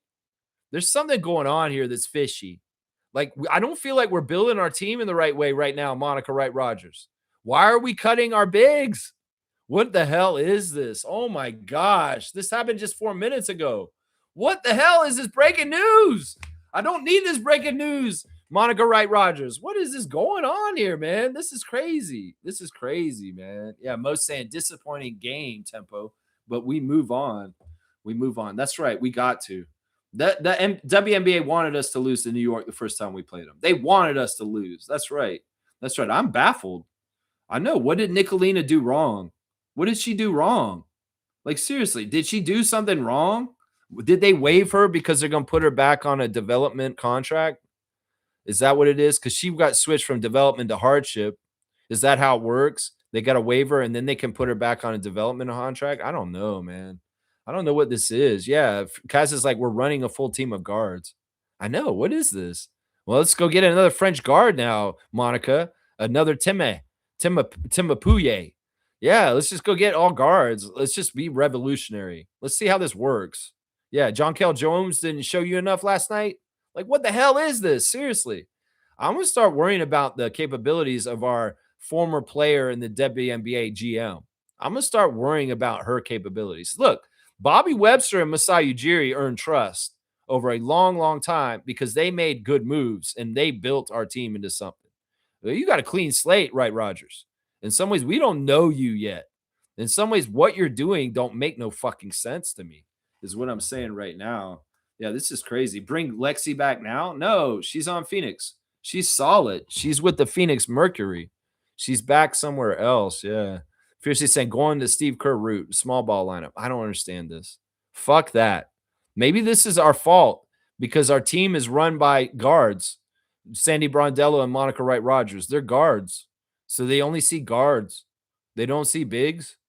What is going on here? What is going on here? Now, a little aside, Team Canada coach Gordy Herbert said that Hanu Matala, who's one of his assistant coaches, who's a former center forward in the NBA. I remember him playing for Atlanta Hawks. He is the big man coach for Canada. That he's going to be specifically working on the bigs for Canada that we were talking about earlier with Alan Tam. That Zach Edey's going to be working with Matala a lot. And that any of these young guys like Bediako and Cabangeli, they're going to be working with Matala a lot. And so hopefully having a dedicated one of the 4 coaches for Team Canada as a big man coach, hopefully we'll see development in the youngsters coming up. But man, we need more of the crop involved, seriously. And it's too bad Oliver Yu is a bust, but Jeremy Goyer, hopefully he can still be a decent player coming up down the road. Yeah.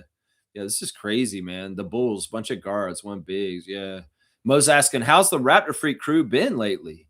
Well, ups and downs. Everybody's got their own trials and tribulations. I know that you've been going through stuff right now with your family. You know, other people have had issues too. There's a lot of different people are having different things going on in their lives is making things difficult, is what I've been hearing. But I think, we persevere and we keep moving on, and we share love and light and positivity and the best grace and prayers and outcomes for everybody in their different situations and what they got to deal with. Seymour's talking about having to deal with the tax people right now. You've got the issues you've been dealing with this year. Infamous has had stuff that's come up in his life recently, and we know Cool Cat is in a battle right now herself.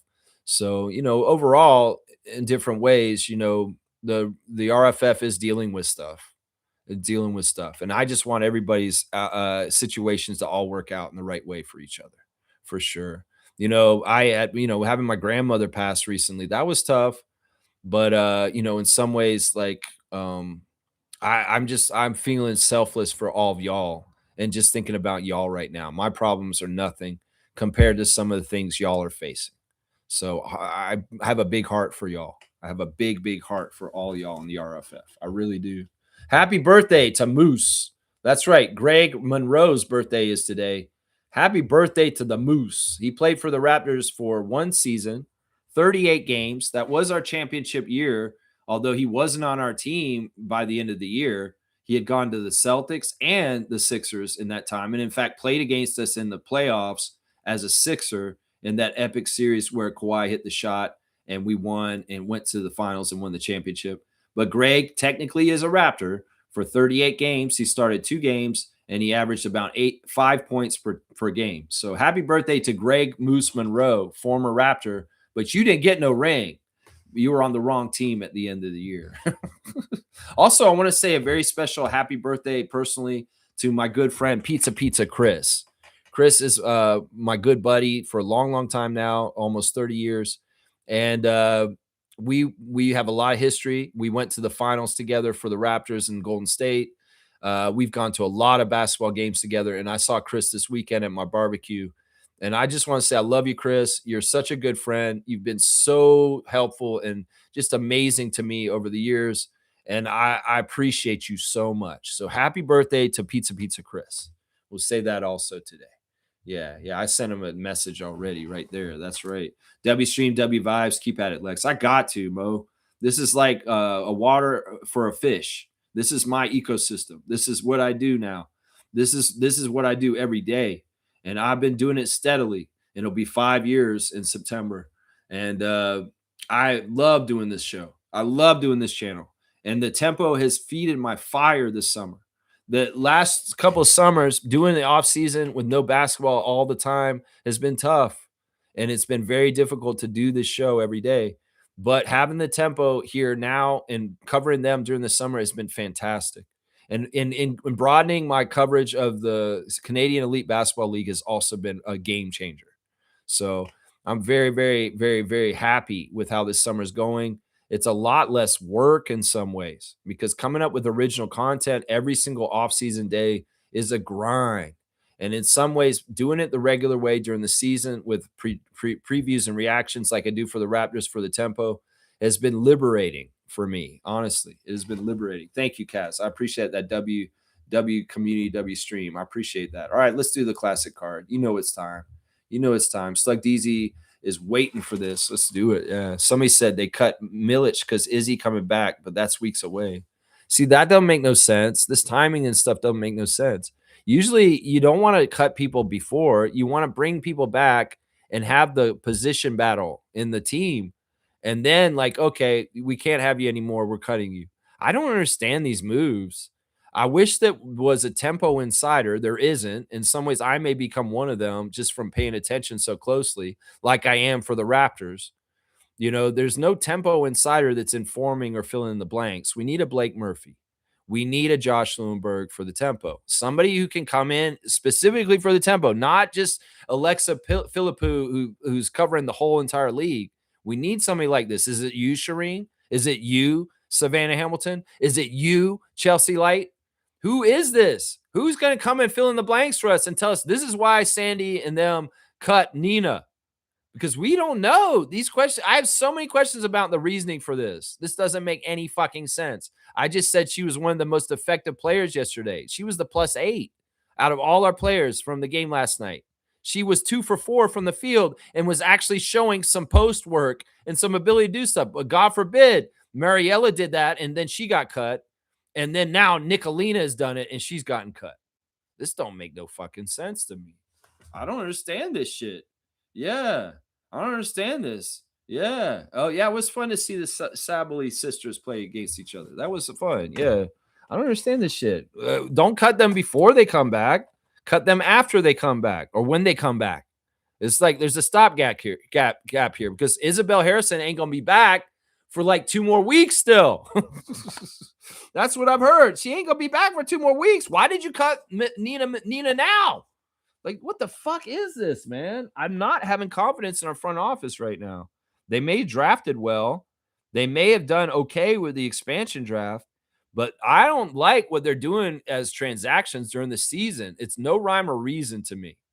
No rhyme or reason to me at all. All right, here's the classic card of the day. Yeah, Stargate saying, was there another center who got cut from another team recently? They cut Milic just now, like 10 minutes ago from the tempo. They cut Nicolina Milic, one of the backup center from Serbia. It don't make no sense, Stargate. That's what we're talking about right now. I'm literally reacting in real time to the tempo front office cutting another center from our team when we don't have no centers is what we're doing. All right, here's a classic card, y'all. Who knows this classic player? Who knows this classic player? I'll say a clue right now. This player has the same alma mater as Maria Conde. That's right. Stargate saying, no, I'm asking about if they may replace her with somebody else. I don't know yet. Fred Jones, Kaz, that's wrong. It is not former Raptor Fred Jones and former dunk champion Fred Jones. That is not him. This guy is a little bit older, I believe. He was around before him. I see where Stargate is going. We may want to pick up someone else who got cut. Well, I thought the same thing when Mariella got cut, and we didn't see that. We didn't see that, did we? No, we didn't. Stargate thinks this is Chuck Person, the older brother of Wesley Person, the sharpshooter, the rifleman, Chuck Connors. No, that is not Chuck Person. That is not Jamal Tinsley. Of course, Slug Deasy knows. This is former Florida State Seminole, Scotty Barnes alumni. George McLeod of Florida State is the name on the card, and Slug Deasy's gotten it today. That's right. Sharpshooter, 3-point specialist. George Aaron McLeod, Florida State, baby. That's right. 7th pick in the draft by Indiana in 1989. There you go. This is his 4th-year card for Indiana. Look at those Florida State numbers. 22.8 in his senior year as a Seminole. That's right. George McLeod is a legend in Tallahassee. That's why we know who this is, George McLeod. That's right. He is a Seminole, just like myself, Scotty Barnes, and Maria Conde. That's right. George McLeod. That's a tough card. It's a tough card. I see how everybody went all over the place with Fred Jones, Chuck Person, Jamal Tinsley. But yeah, it is George McLeod. And we are giving Slug Deasy the points again today. And it's going to be, you know what? I'll give you 300 for this one, Slug. Because I feel like George is pretty obscure in some ways. He wasn't a very prominent NBA player, for sure. So yeah, 300 points for Slug Deasy on the classic card today. There you go. There you go. Boom. Yeah, George McLeod. You remember him? You remember George McLeod? Yeah, he was a 3-point guy. That's mainly what he was known for. All right, y'all, let's get out of here. I'll wrap it up. The Tempo lost their first ever meeting with the New York Liberty last night in Commissioner Cup action. Is in some ways script written. In some ways, it's a scheduled loss, honestly. The league is going to want them to lose to New York right away. If the Toronto team beats New York right away, that's not setting the standard right. So even though I will say the Tempo lost because of themselves, because they didn't have the right kind of compete and ability last night to beat the Liberty. So I won't blame the refs. I know that they wanted New York to win no matter what, but we weren't even good enough to play to the extent where the refs had to manipulate it and force the Liberty to win for sure. We weren't even good enough for that. If we shot better, if we had a better answer for Jones, maybe that could have been more of the outcome. But no, and that's what I'm saying. There was safeguards on that game last night that the Liberty were going to win no matter what, but we didn't even come close to being competitive with them to beat them. I mean, if it had been close at the end of the game, bet money Charles Watson would have manipulated the game to help Liberty win. Home court in the Commissioner's Cup game that matters a lot in some ways, and you're the expansion team. We don't want you setting a precedent that you are going to beat them. No. So it sucks. It sucks. That's just how it is. Stargate saying, wasn't he a bit, for lack of better term, chubby? Not really. I mean, he is just as chubby as any kind of player. He wasn't chubbier than Charles Barkley. He wasn't chubbier than Oliver Miller. He was about the same size as Chuck Person. Chuck Person wasn't that chubby. Yeah. Maybe I'm mistaking him for another player. Yeah, probably. Because George McLeod was an average size player. I think he had the same size as Glenn Rice. Glenn Rice and him were similar sized bodies, and you don't think Glenn Rice was fat, right? I'm talking about Miami Glenn Rice, not Hornets Glenn Rice. Glenn Rice early in his career with a little bit of baby fat when he was young. That's how George looked. It was like that. I would say. All right, my stars of the game in the losing effort: Marina Mabrey, Niara Sabali, and Brittany Sykes. Yeah, and in some ways, I'm only giving them the stars because they are the ones who got double digits and nobody else did. We get more talent overall on this team. We get more like 7 or 8 deep. Well, maybe we'll have 6 people in double digits more. We're an expansion team, and we've got the very beginning of this team, and we got to figure out who's keeping and who's not, and how can we improve as we go along. Improve this team, Monica, and stop cutting all our centers with no answer to it afterwards. Like I would say, look, if you're going to cut somebody, well, let's see who you're bringing in immediately so we can feel better. Now we're just down players. We have like 10 players right now. We have 10 players. You don't have like 3 spots filled. This is crazy. Like, can you fill this team? And how did this work out this way? The hardship thing. I thought you were using Nina as a hardship because you're missing Temi and Isabel. But now you've cut the hardship player from their contract. What is this? I just want reasoning for this. We need a Blake Murphy for the tempo. We need somebody to explain this is why this move was made this way. We don't have anybody doing this yet. Or if we do, I don't know of them yet. We need somebody to do this. And then I can get the information and disseminate it on this channel to more people so we can get this out there to explain this confusion. Because right now, I can't build a perception or a narrative or something for Monica in her favor without knowing the answers. Right now, it's very unclear and it doesn't look good, is what I'm saying, just from looking in on it. And without knowing exactly why this is happening this way, this doesn't look good. I'm starting to very much question the how good our front office is. Teresa, are you sure we got good people as general manager of the front office? I don't want to turn on Monica this early, but I'm going on results, just like you're going on results for Sandy. You're going on results for the players. I did not see anything that Milic did wrong to be cut like this. In fact, she showed something positive last night and was a bright spot in the game last night. And now she deserves to get cut. I don't get this. I don't get this. Mariella did the same thing. She got an appearance. She made her WNBA debut. She didn't look bad. She did a couple things, and she got cut. What the fuck is going on here? Can y'all answer some questions? Somebody, somewhere, PR, somebody come out and have a press conference. Tell us what the fuck's going on, or at least just do a little interview with somebody who's an insider.